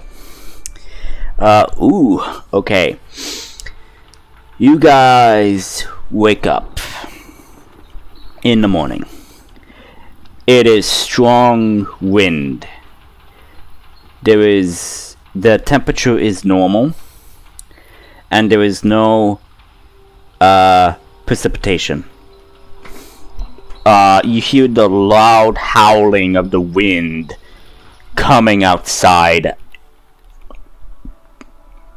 as you all leave your rooms. You all see a servant requesting for your audience to the Duchess in her private room, her private study, and all of that, as they guide you to the room.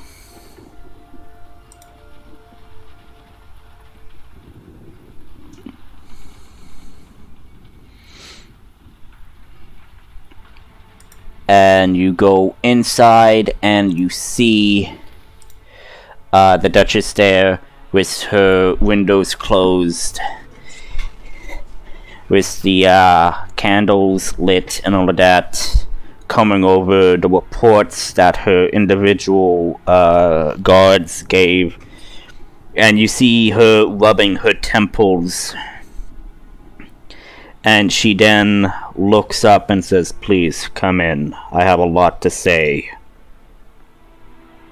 We do? Yes. Right, we all flow into the room. Yep. And the Duchess says, "Turns out the entities that attacked Ortis was indeed vampires. And the merchant that they tried to assassinate was actually one of the corrupted merchants that Ortis and Adrian were talking about with the White Wolf as I investigated."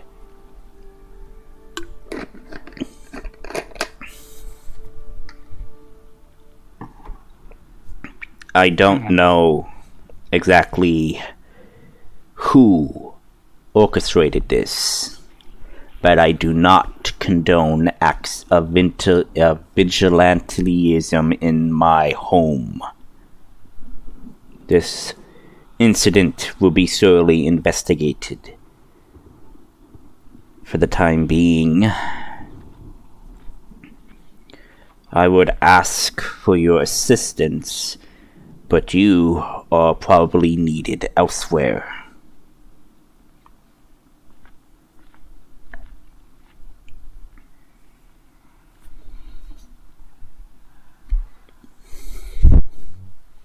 Assistance in killing these vampires. What? Assistance in what? No. She says that I would ask for your assistance, but you have other duties elsewhere, as in The basically, mission. yes, the mission, the main task you guys are doing and all of that. She is basically wanting to ask for your assistance, but seeing how one of your allies was easily defeated, she is hesitant on this.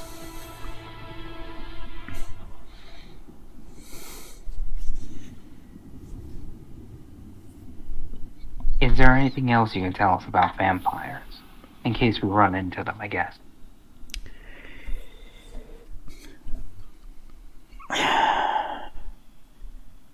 What Otis encountered were vampire spawns, the foot soldiers, if you would, to their clan leader, the vampire lord, or king, or queen.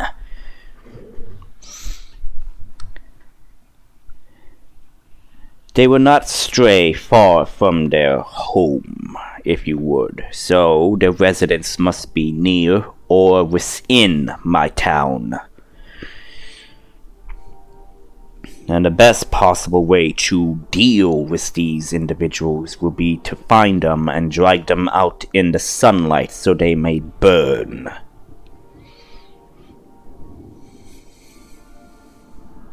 Is there any other way to kill them? I imagine fireball is a pretty effective method. Fire is effective. Magical weaponry is also effective, especially silver.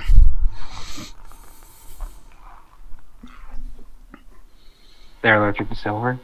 Yes. Is there some kind of weapon of sunlight? There is. Sunlight is a weapon. A sun blade would be effective.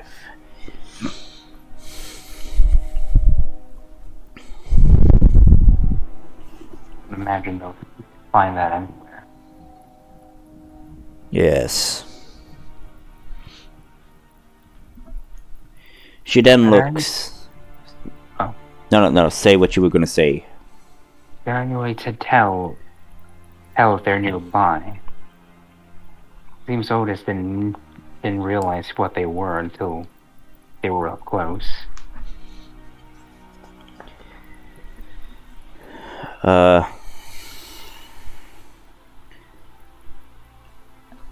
So the Duchess then says, you could tell if there is a lair nearby by certain regional disturbances. There will be increases of rats, bats, and wolves. There have been some wolf activity, but that's just basic wolf activity. Rats. There was an influx of rats, but we managed to quell it. We have not encountered any of the bats, as you per se, so I do not know what else to say.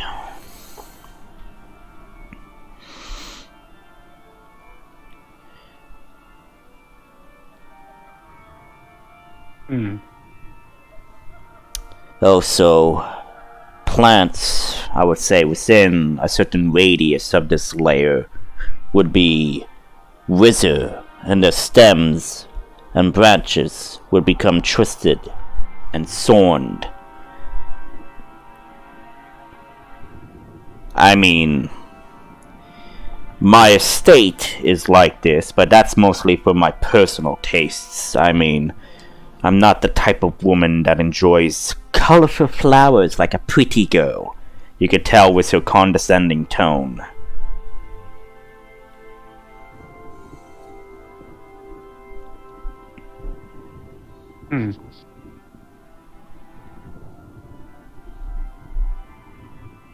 I like pop cherries, but then again, they are very useful.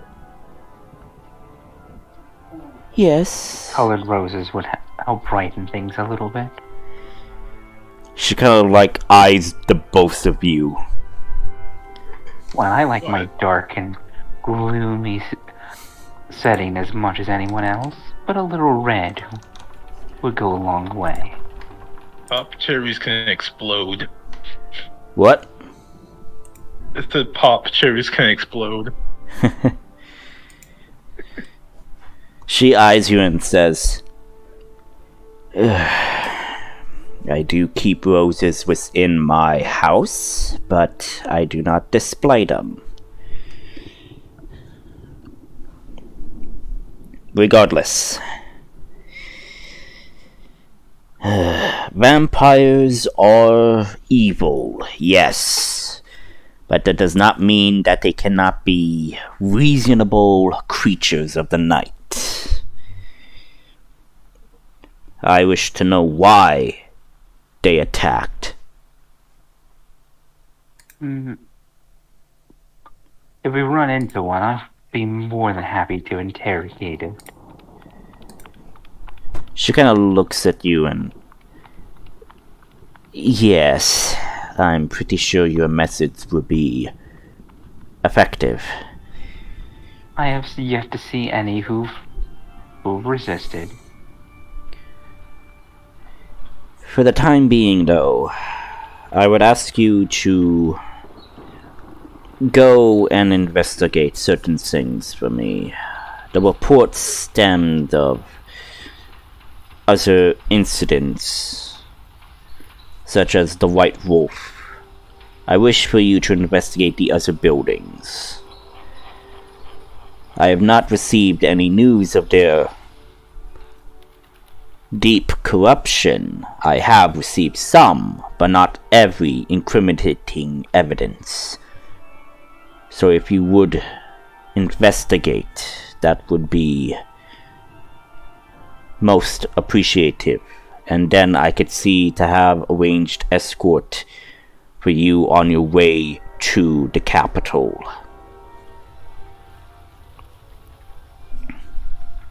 Sure, we can do that real quick. Thank you kindly, she says. Here are the locations where I ask that you should go investigate.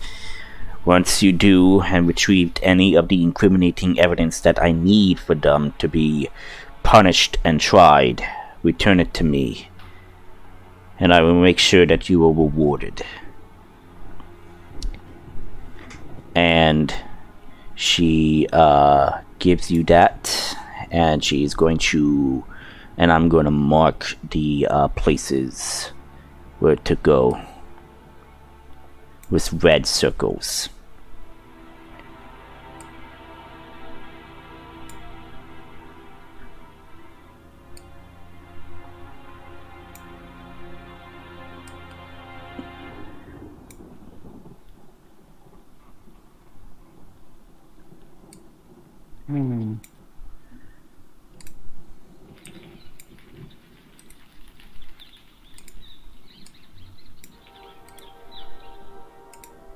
So the red circles are the ones you need to go and investigate. You could do it in whatever order you want. You can even split up if you want. It's entirely up to you. If we were going to do this logically, we would either start here or here. Think here, because this is the area where You were supposed to...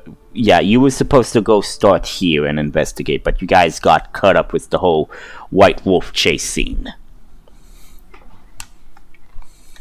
I just mentioned the fact because we're currently here, so we'd either start here and work our way counterclockwise, or we can go to the north and work our way clockwise.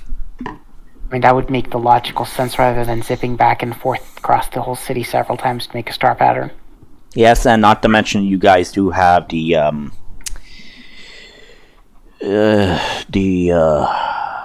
Magical carriage? yeah, I'm trying to remember where I... Portable carriage. Yeah, the portable one. I'm trying to remember where I put that in the game chat. Because I did put that in Homebrew, I believe.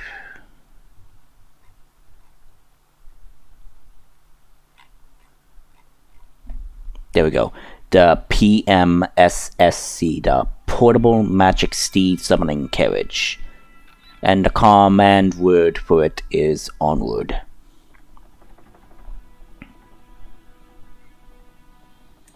So yeah. So you have that, and you can use that to transport like any of the evidence and stuff that you need.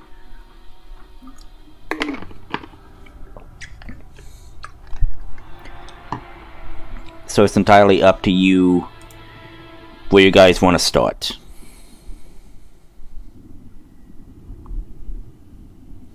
I think we start here. Okay. You guys are okay with that? Yeah. Alright. So, I'm gonna move the GM token here because that's where you guys are as a group. So you guys arrive at that situation where, like I said, the building was blown up, supposedly, to get inside.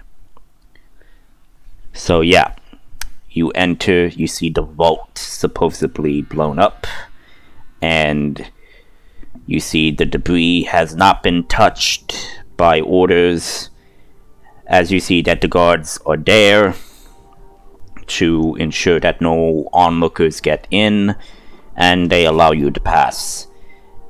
So yeah, you're, I guess, should I? Give me a moment. I am deciding on something.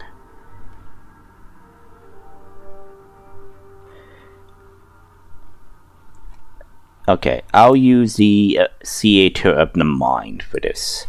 So, as you enter this big building, you notice that there are 2 stories of this. 2 floors. Multiple rooms. You see the vault is on the main floor. In the back section, way back. You notice that there is a desk section there.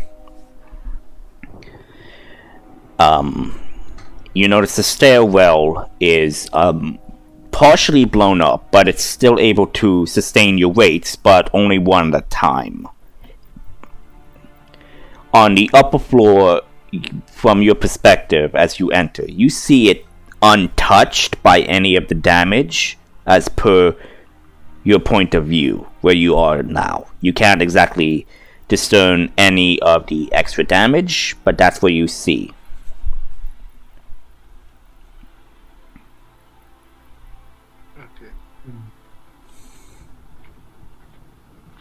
You think one of us should check the basement while the rest check upstairs?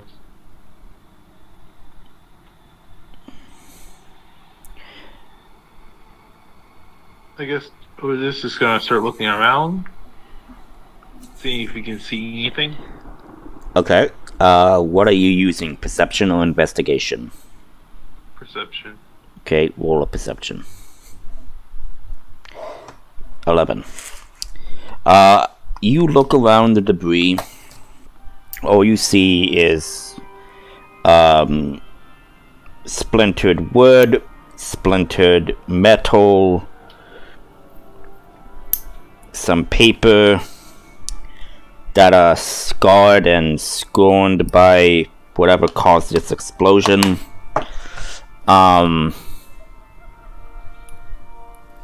So yeah, that's kind of like what you see in the main floor foyer. Kind of like where the individuals go to talk and basically discuss business and all of that. A parlor. Yes, the parlor, if you would. That's what you see there. So you don't find anything of interest laying around.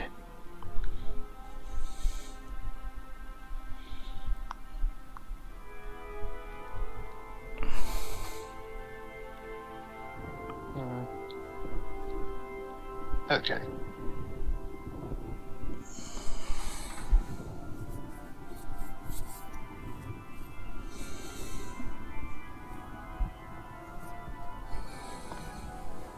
What do you see, Neil?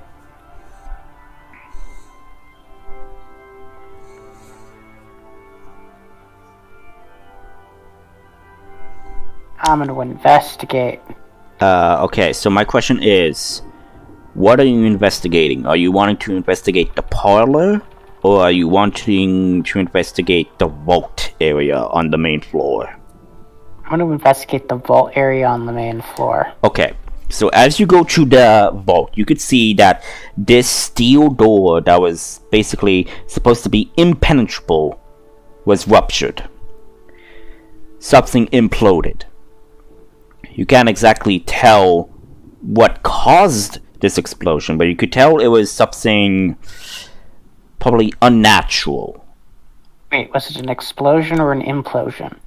Because those are two very separate things. So it was an explosion.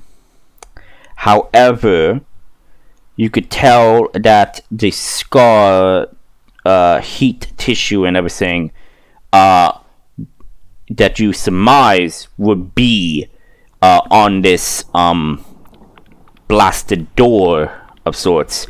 You see no such evidence of a fire explosion or implosion of any sorts. It almost feels like this thing was ripped open of sorts.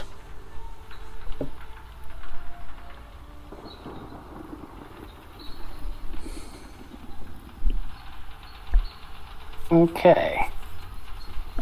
As you further investigate the vault on the inside, you notice that a lot of things are missing. There were cases, bookcases, and I guess deposit boxes of sorts, medieval ones, laid around and tossed around. As you further investigate, you notice that in this vault there are also supposedly gold and other relics of sorts. In one of these, in the vault, one of these things that you notice, is a gold and silver goddess Aphrodite ship figurehead in this vault.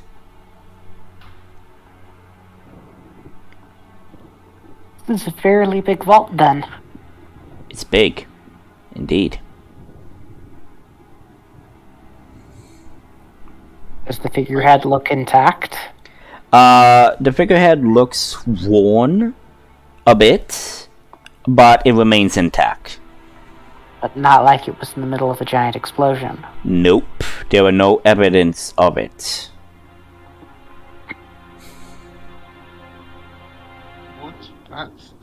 What's that statue about on the boat? Oh, on the boat. Always points at the Aphrodite statue.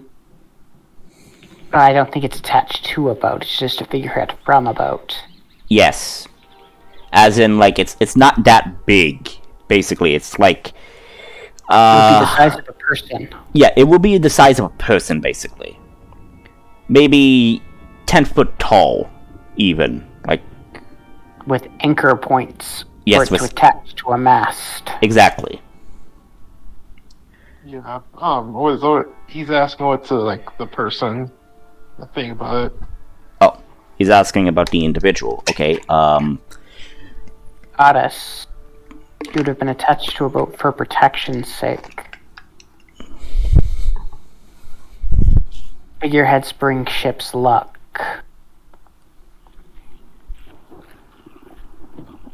If you believe in those sorts of superstitions.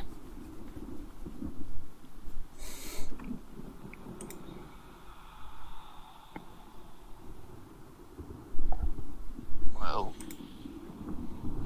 So here's the question. How is a wooden figurehead and It's not wooden. It's not wooden. It's a gold and silver goddess Aphrodite ship figurehead. Wait, like solid gold and silver? Yep. Well, then this thing would never have been attached to a boat, but... Well, How is a very... Well, it's not exactly, It would be too heavy. It would be too heavy, but it's not made entirely of it. I'm saying there were coatings of it. But the material is not wood. So how is a statue made of not the most sturdy materials completely intact when the giant steel door is shredded?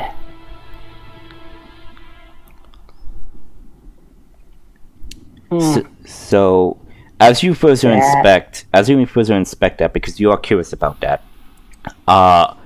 You could roll either a Arcana check, if you wish. And Otis, Natural 20. Okay. From what you could tell, you look at the door more carefully, and you see what appears to be a fragment of something. As you go and inspect it, you see that this fragment appears to be organic. It seems to be vine-like.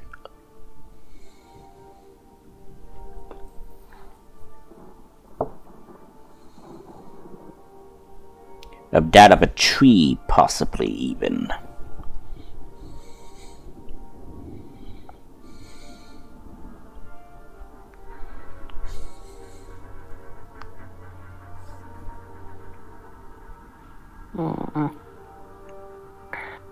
Something was kept in this vault that wanted out. This wasn't an explosion. This was an escape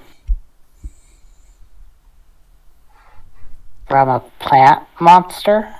As you look further, you could tell that it still radiates with arcanic energy, and I could say that you could tell what type of arcanic energy it is. It is druidic in nature.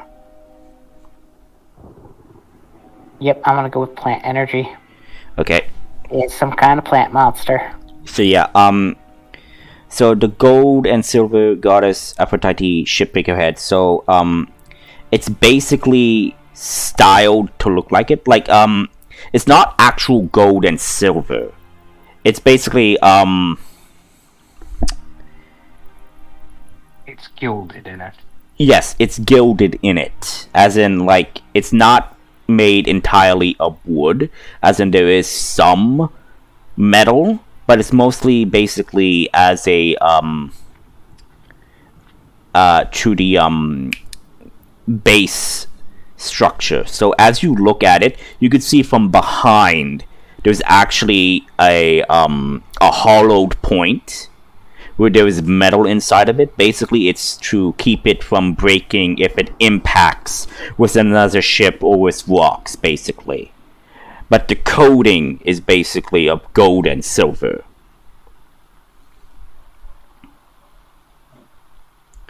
To better give you the explanation of it. As you further investigate, you also notice what appears to be documents that were scattered on the floor.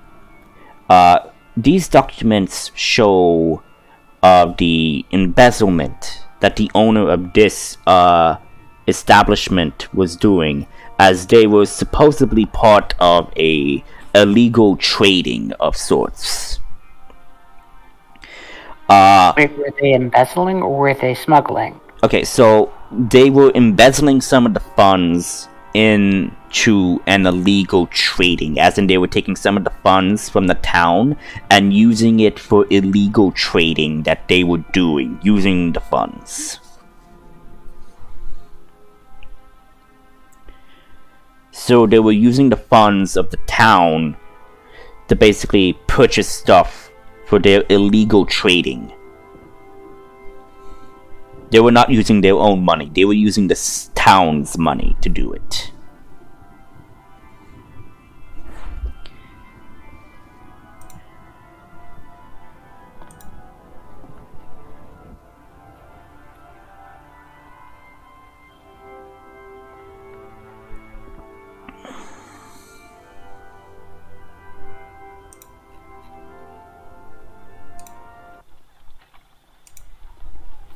Did you get that? Yeah, I'm just Okay. looking something up. It's basically where the embezzlement is. Actually, I'm gonna look that up as well because I need to be sure on that.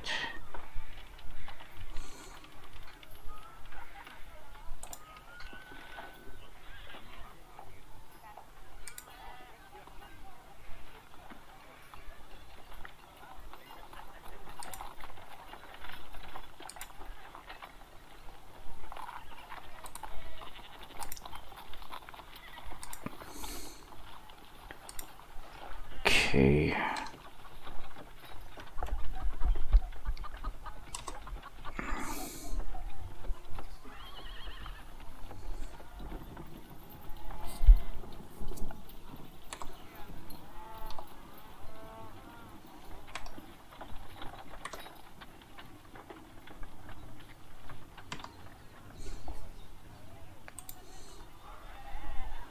It's theft or misappropriation of funds placed in one's trust or belongings to one's employer. Yeah, that's embezzlement. I didn't think when a government official did it, it would be considered embezzlement. Because the money was basically given to the Duchess as a way for them to basically help facilitate their product, basically. I just think there's an official term for when you use misappropriate public funds. Yeah, I can't exactly. Yeah, there might be, but that's basically what it says. So that's what they were doing. I know embezzlement's when you steal money from a company. Yeah. So it's not a company. They're public funds. So as you look further, as you have what we're looking for, the evidence of crimes. Yes. So as you look forward, you notice that some of this trade was being facilitated from the port of let me get you the map. From a port that was not shown on the official documents. All it said was Port Dusk. That's all it said. And so yeah, that's all it said. Port Dusk. And it doesn't say more information on where Port Dusk is.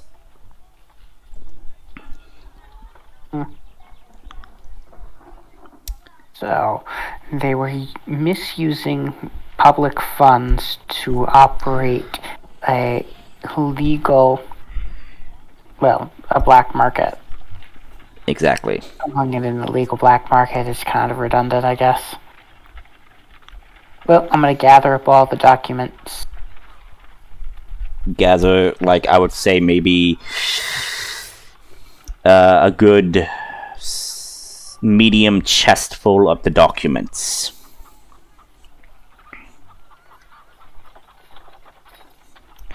And you put it on the carriage? On your thing? Okay. So that's what you find. That's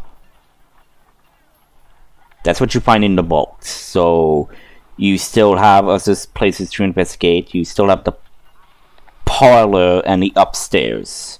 Where do you guys want to go?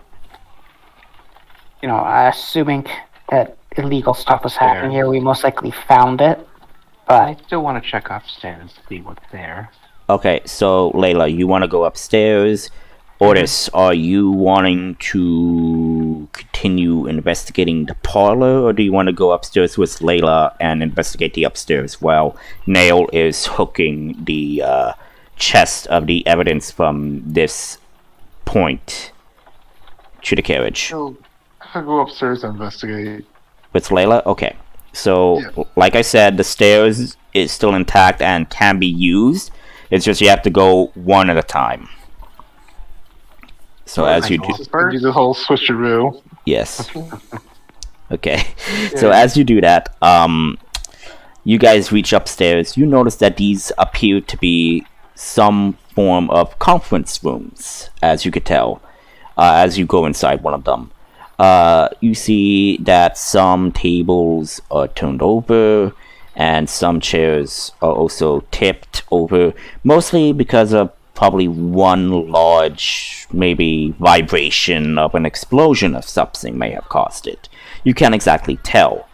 As you go closer to where the vault explosion supposedly was located, you notice that there is basically a large hole in the bottom that was basically ripped open, basically imploded from the bottom, as what you could tell. And you notice that there are bodies still there, untouched.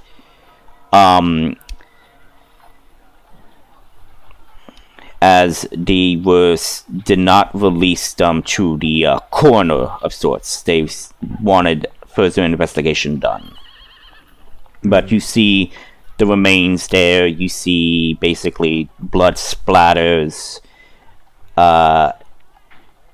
torn papers and whatnot all over in this large conference room. So, yep. How did they die? Roll of perception, roll of medicine, or roll of investigation. I am detailing what's happening. You are free to do whatever role you want to do. Help me, Leah? Yeah, I'll give you an assistance. Okay, so you have advantage. 23. Okay. So, with that perception, you look... So you're wanting to figure out how these individuals died, yes? Yep. Okay. As you pull the sheet off of one of the bodies, you notice that there are slashing. You could tell that this was made by a blade. However, there are other slashes on the bodies that appears to be made from some non-weapon you know of. Could be animalistic. Maybe a claw of sorts. Judging by the slash patterns. Is it werewolf or vampire? Werewolf who has to fight. So here's the thing. You notice it. You notice that these wounds are cut deep. These claw attacks. As you look closer, you could see specks of what appears to be fur. Maybe hair of sorts, but you can't exactly tell. You can roll, if you want, a nature check or a history check to try to discern what might cause this. Well, you want to roll? I give you support. I don't have a good nature check. You have a history. I have a... Well, there's +1 to both. I think I'll try history. Okay, 16. Okay. So it's that. Layla, as you look along the injuries and marks on the body, as Ortis pointed this out, you notice that these appear to be woven and animal in nature. Probably even a unnatural sense. You could discern that this is probably the works of a lycanthrope creature.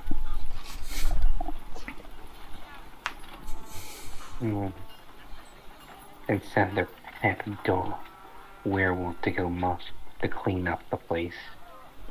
Probably during the explosion. I wonder if they didn't intend for it to happen. I wish to investigate the turnover deaths. Okay, roll an investigation. Alright. Investigation or perception, whatever you want to choose. Oh, this is helping her. Investigation. Okay, do you have investigation, Ortis, as a skill? I have insight. Okay.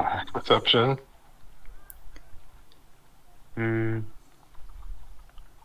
19. Okay. As you investigate, Layla, you see from the turned over desk that was basically probably pushed aside from the implosion of whatever. You do see specks of green plant-like materials as well. Furthermore, you see from the bottom, from the hole where this turnover desk is, you see what appears to be the point of entry where you believe what they used to get up here without going through the stairs. As you look down, you can see that it is impossible for them to do this without getting in from the implosion itself. They had to be inside. So, for you, they probably might have Trojan horsed their way into this vault, and then used it as a way to basically break into the building and cover up their tracks to make it look like an explosion happened, by causing some burnt materials using fire magic. That is what you are believing as an investigator from your background. Furthermore, as you look, you could see blood splatter on the turned over table.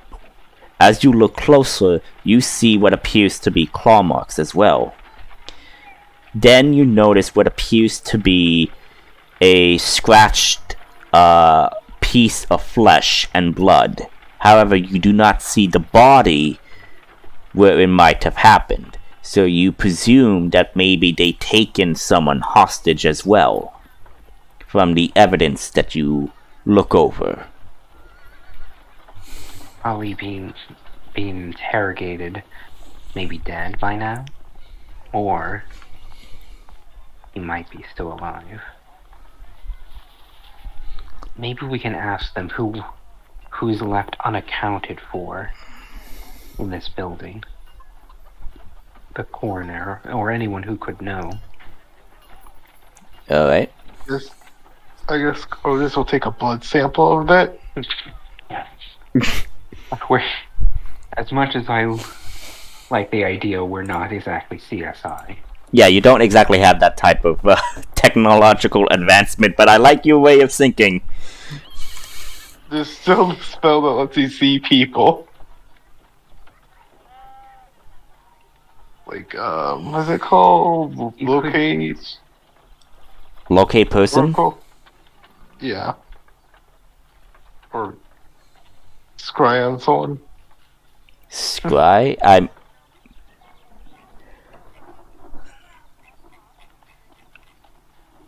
Yes, there are a bunch of divination spells. If only we knew a divination wizard.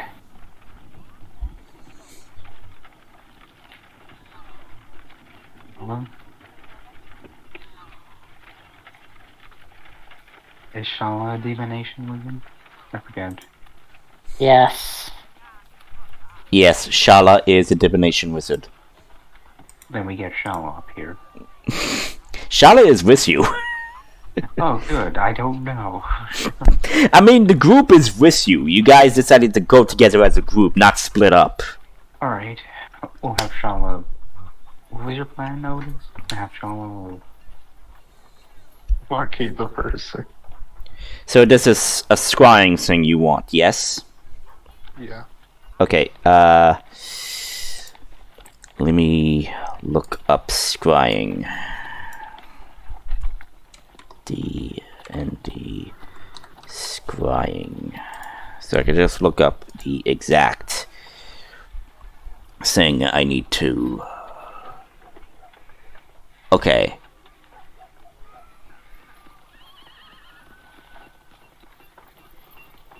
Okay, so D&D Beyond scrying. Okay. You can see and hear a particular creature you choose that is on the same plane of existence. The target must make a wisdom saving throw, which is modified by how well you know the target and sort of physical connection you have to it. If a target knows you're casting the spell, it can fail the saving throw voluntarily if it wants to be observed. Second hand, you have heard of the target. First hand, you met the target. Familiar, you know the target.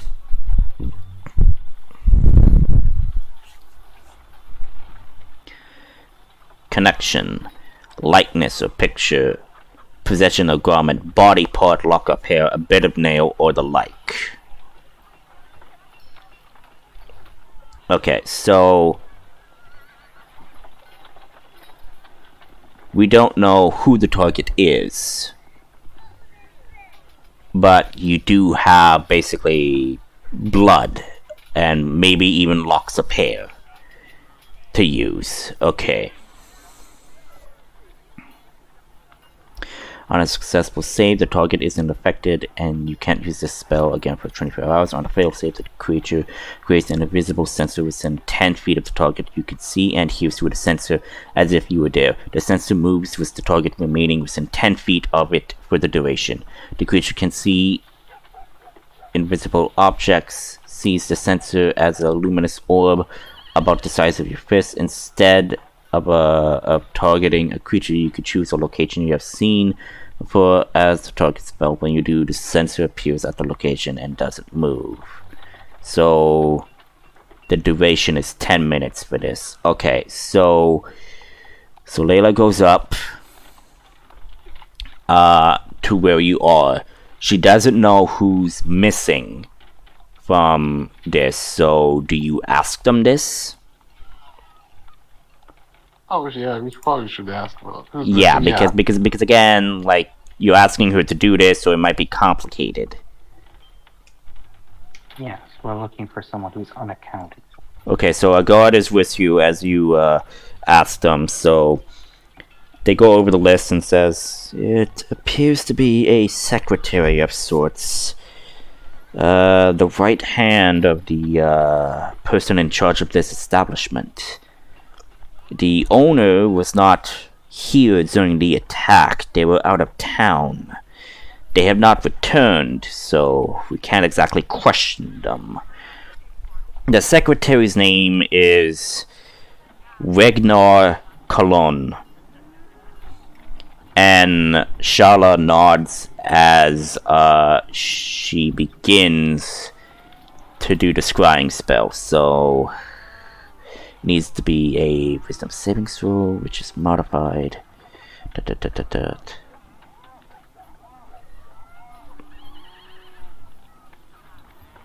Okay, you have heard of the target, so the save modifier will be that.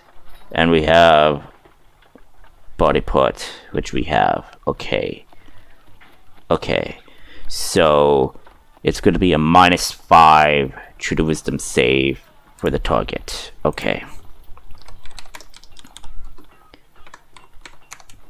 20 -5. So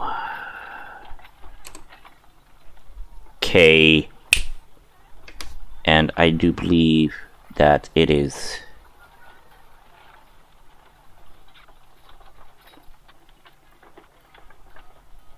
okay. Again, I don't know the exact modification, how this works. I don't know how. Whatever they roll for their save, you will either add or subtract to that save. So, like I said, they rolled a 15, but it's -10 because So we have a that's body 5. part. But it's +5 because we don't know the target well. So it's That's 10. yeah. So it's 10. Mm-hmm. So 10 beat Charla's save DC. for scrying, no, I think he fails. Then we have the little ball thingy looking at him. Okay, so Shala her eyes go white blue as she does this, looking, and says, "Oh my god," she says.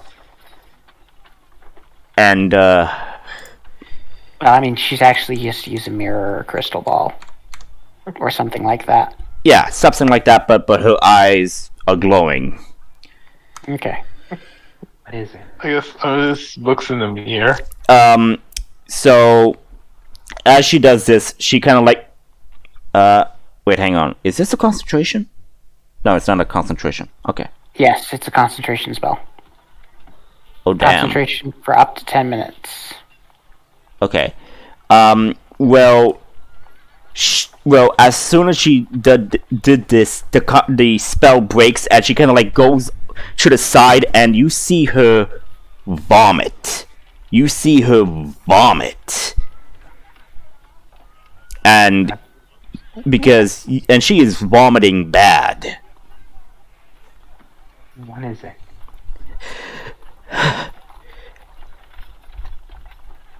She kind of turns to Layla and says,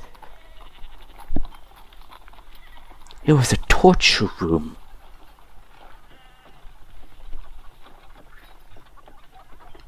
The individual is dead.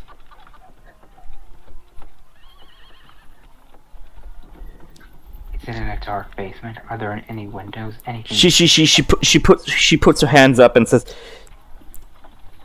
"It was for a brief second, but I did hear something, and probably saw something. I saw a cabin-like structure, and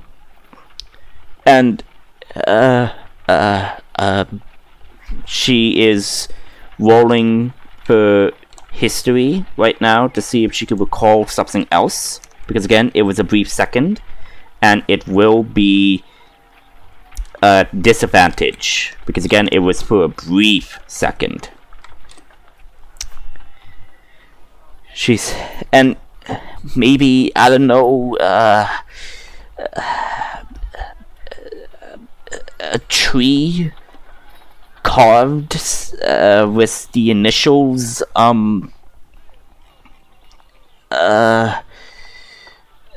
K and M, I guess, out the window.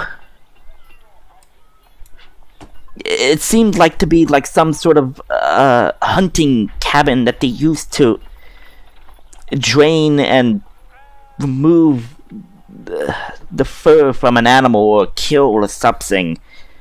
It was Butcher an animal? Yes, it was very gruesome. I'm sorry. We'll be right outside the town. Or it could be 20 miles away. Some kind of butcher's shop. No, butcher shop in cities usually are not made out of wood. They're much stone and metal. Yeah, and it was like a hunting cabin, as Shala explained. It's not much to go on. I mean, there's wilderness in all directions outside of town.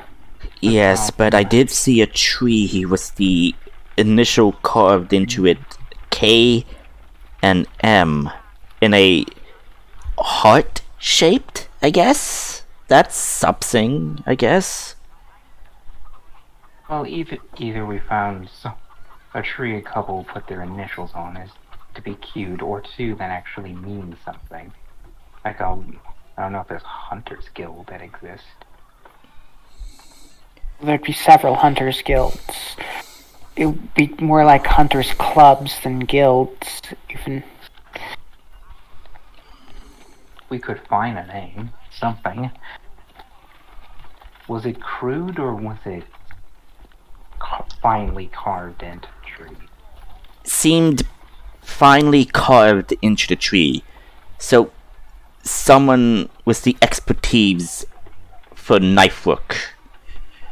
Definitely not a lover's quarrel, so it's something. We'll bring it up with the Duchess when we get time to. Thank you, she says as she wobbly gets back up. Is there any spirit talkers around here? As in people with the ability to speak to the dead? Is that it? Or slash necromancers.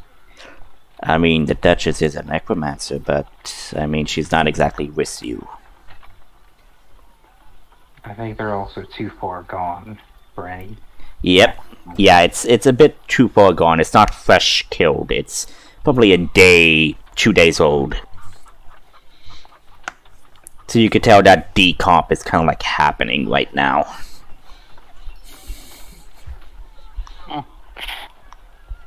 I mean, I doubt the Duchess could do it, because I don't think she's a cleric. But, no, that... Believe it or not, Speak with Dead works for a long time after death. Grand total of 10 days. We'll get to it when we can. I think we should I check mean- the next location. Okay, so you guys pack up all of the evidence, put in your reports of what you saw, and all of that. Okay, so you guys make your way, and we're gonna end the session at 12. Is that okay? Yeah, that's okay. Alright. So you guys make it to the next location. That's a building. And this building does not have same characteristics as the other building. So this doesn't appear to be like some form of bank or merchant building guild. This appears to be a regular shop of sorts. It appears to be a music shop of sorts.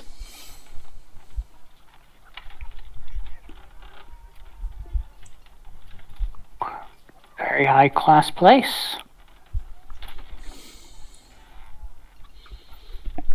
So the guards are there. They let you in.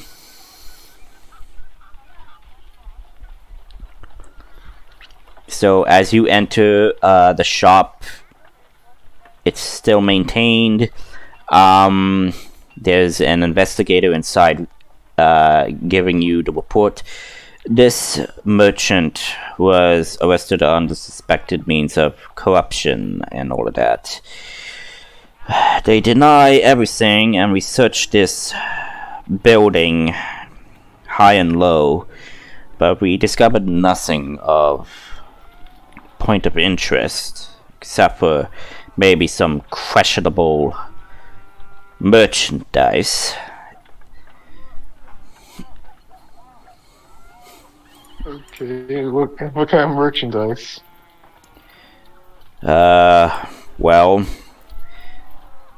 the musical instruments for one. They say as they go over to what appears to be a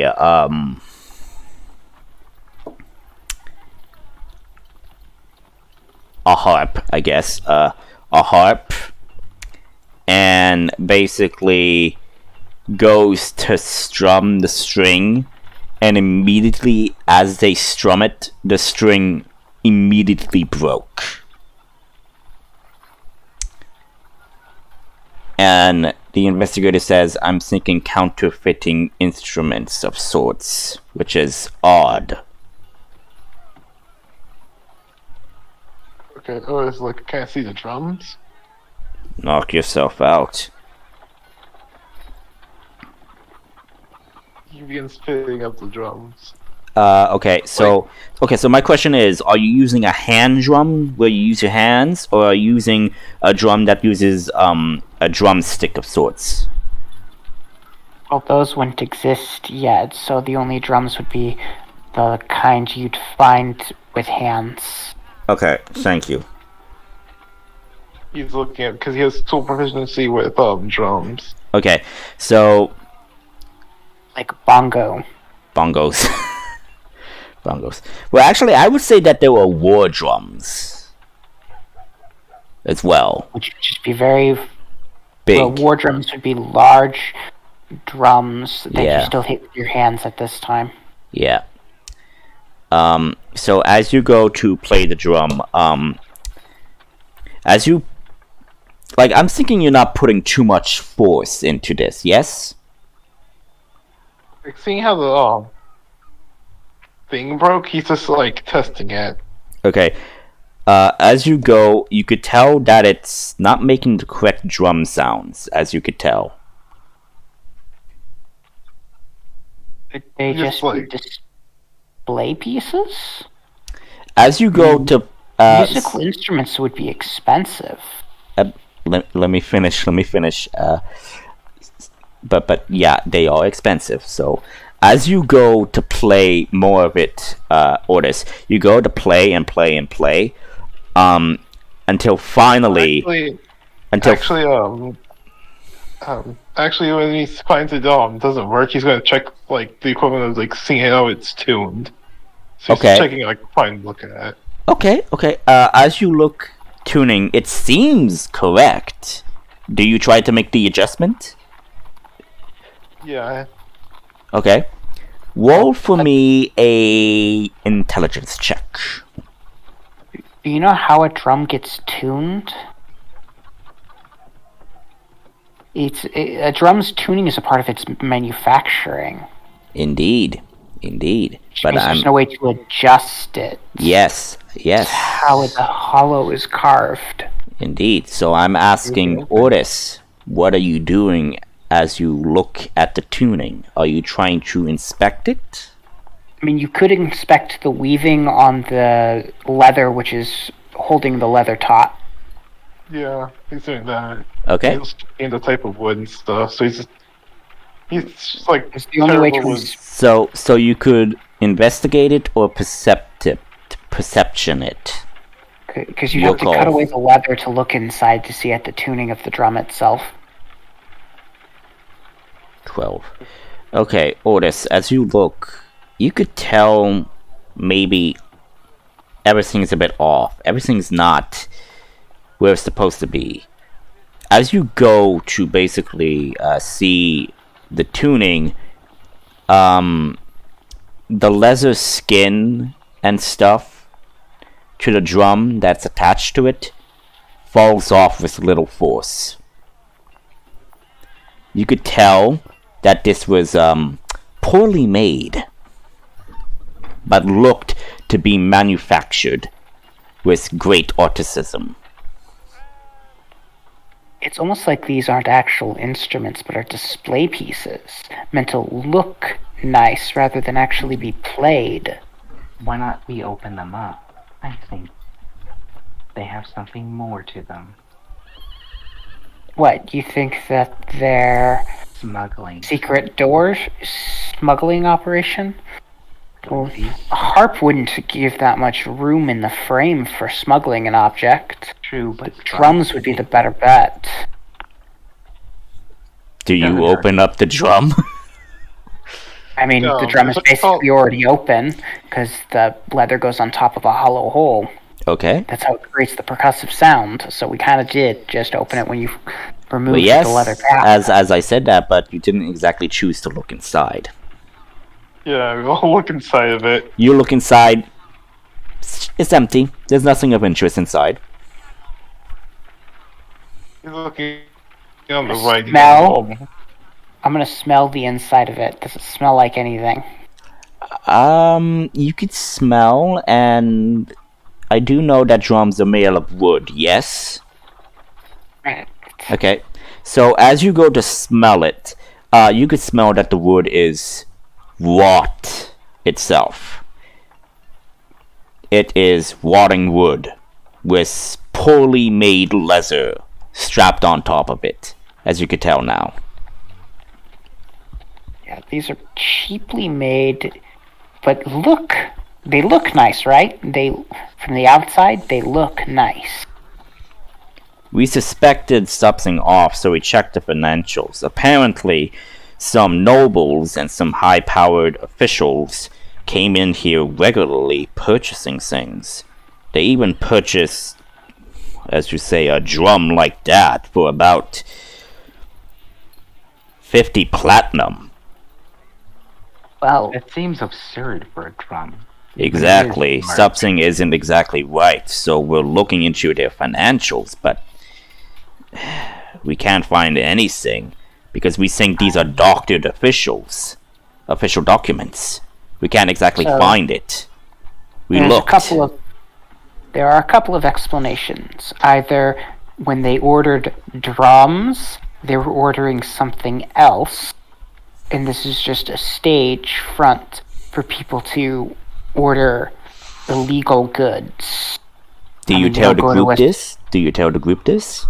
Yeah, I'm thinking out loud to the group. So this is either I'm giving you a front point of door- inspiration because you are acting like a good detective right now. Yeah, so this is either a front store because you don't go to a store and order Coke. You order batteries. Whatever the thieves' can't would be. Mm-hmm. Too bad we don't have a rogue to know that. Or these are just meant to look nice so nobles can have nice looking things, or they're just the ones they keep on display here are junk on purpose to discredit thieves, in that they special order real ones. This is all Siri, which is good. But this is Siri. Do you choose to physically investigate the building? Yes. Yeah, Orange goes into the back. Okay, so let me explain the building. You are basically in the main room, basically where the We're in the shop front. Yeah, the shop front, yes. Where the reception thing is, along with the display cases. So you see that this is a two-story building. So you do see that there is something above what appears to be the ceiling. If you go into the back, there is a back room, and what you presume might be a staircase that leads up to the upstairs, as you could tell. So, do you all go in the back, or is someone going to investigate the shop front? Well, I'm if asking. illegal stuff is going on in the shop, I doubt anything illegal is actually going on to the front, where anyone can walk in at any time. Mm-hmm. So again, the choice is yours. I'm asking. Let's go upstairs, see what's upstairs. Is it supposed to be an apartment or an office upstairs? Asking the guards. The guard says, it appears to be the main office as well as a residence for them. The owner, at least. But we couldn't exactly get into the office because they lost the key, apparently. They say in a condescending tone. So the guard then goes is about to go outside and then says, but I mean, maybe someone broke in while we were off not guarding it. Maybe between shifts. Maybe they broke the lock or broke down the door, they say with a sly tone as they leave the building. We have official jurisdiction from the Duchess. We're just gonna break down the fucking door. That's what the guard was basically saying. Like, hey, I don't care what you do in order to get in, but get in, see what you can find. He doesn't care. He hates nobles, apparently. To justify how we enter a building who's suspected of treason. Mm-hmm. So you guys, okay, so you guys go in the back room. You see that the back room is basically like a storage slash place where the shopkeepers can go and take a break. You see, where they keep the broom and dustpan and basically white cloths and oils to make all of everything that look nice. Yes. So you see, a supply closet in the back area and all of that. You do see another door, and it is padlocked as well. So you have a door. So you have a door leading to leading somewhere on the side. You have the staircase that goes upstairs. Okay. The door is padlocked or is locked? Padlocked, as in like there's a steel frame covering the door, and there is a lock in place. Well, padlocks are external locks, which. Yes, it's external locked. It's an external lock, so it's kind of like that. It's Portis, like, got a metal tool on you? You Oh, might have something. You can get some leverage to pop that lock off.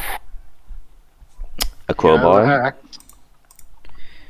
Let me check something. I have a hammer. Does anybody else have crowbars? Yes, I have a crowbar. Okay, I so have a hammer. okay, so you could use an athletics check using the crowbar, and you could add your proficiency. Don't crowbars give you advantage when doing leverage checks like this? Oh. Okay, so crowbars give you advantage. Okay, so yeah, you have advantage. I think so. I know crowbars give you something when using them. So I would say since natural 20. With minimal strength you manage to pop it off, and the door is open. Yeah. You look inside, and you see that the door leads downstairs.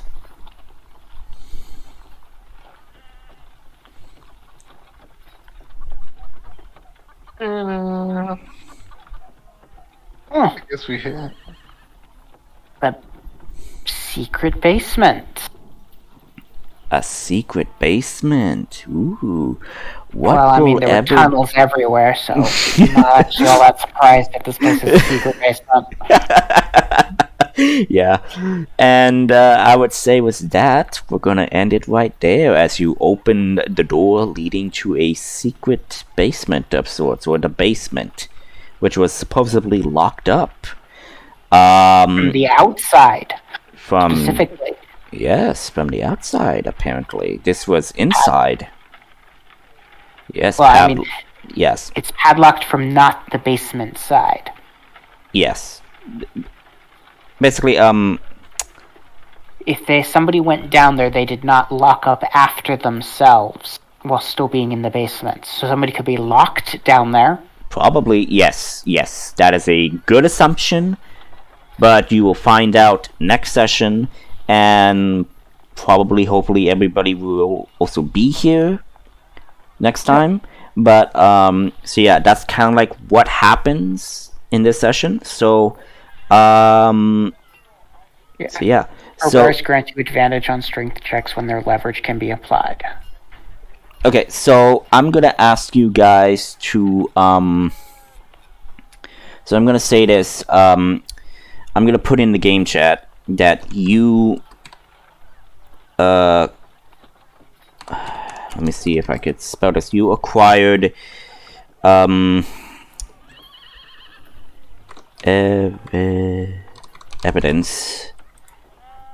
evidence of shit. How do you spell embezzlement again? Damn it! I guess misappropriation is likely just as complicated. Embezzlement. Yeah. Just like embezzlement, it's embezzlement, And a black market. embezzlement, and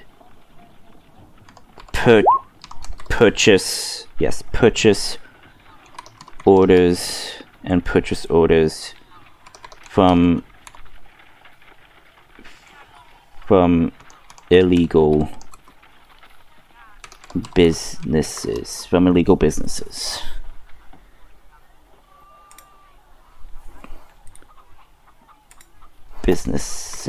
There we go. Businesses as well as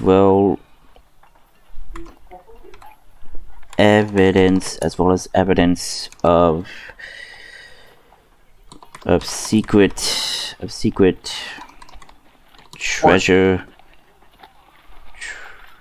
a secret treasure, as well as secret treasure, as well as secret treasure. Hang on.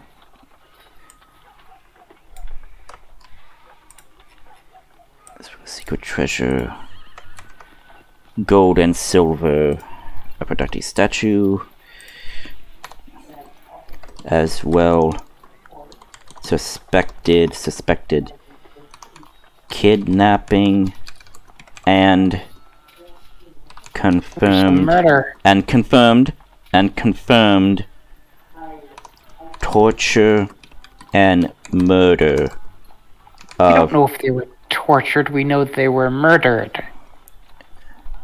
Okay. We suspected they were tortured because how their body was mutilated. Yes, as well as suspected kidnapping and confirmed murder of secretary of merchant guild company, which I am not going to give a name because I mean, like, we'll just say that's that. So that's the current evidence that you have for the time being from that company. The next thing would be The music shop, which has fancy-looking, shoddily made instruments. Yes, so I'm putting that in the game chat. So music shop,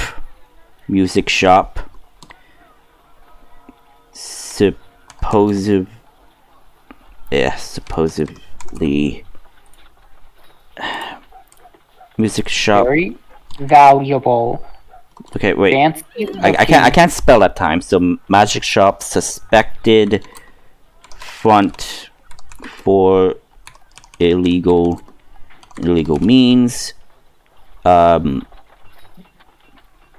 Poor made instruments that look well crafted.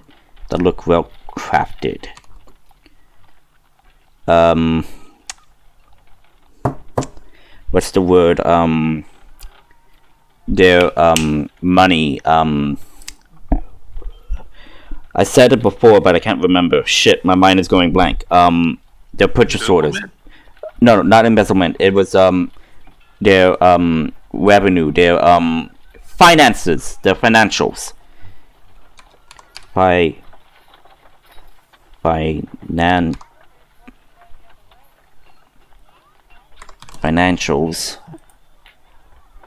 Finances or financials. There we go. Financials seem to be forged or doctored.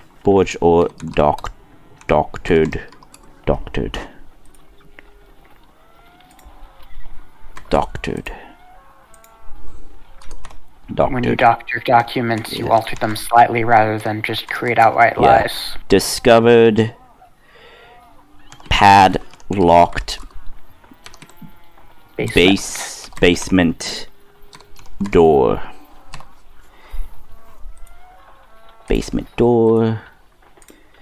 And all of that. Okay. And with that, so Nail, you discovered some stuff and had good hypothesis, so you have an inspiration. Yay, on an inspiration on top of my other inspiration on top of, I think, a third inspiration. Yes, which you have not spent. So I don't know if you guys spent inspiration or not, but you guys probably still have inspiration, so whatever. You guys don't use it. So, hey, I'm giving it out for free. Okay, regardless. So yeah, with that, that will come to an end for the session until probably the 4th of February? No. You mean the 28th? 28th, thank you. The 28th of January, sorry. Ugh. My mind's a bit numb right now, sorry. So yeah, the 28th of January. So yes, so I will see you then. So yeah, and then I will post the link for the stream for everybody else to basically catch up on what happened and all of that. So yes, do you have any questions, comments on the session? Nope. All right. Did everybody have fun? Yeah. Yes. All right. Expecting Well, except for you, Otis, for getting basically 2v1 by the vampires. But hey, at least you discovered something. Yay! Yep. Bye.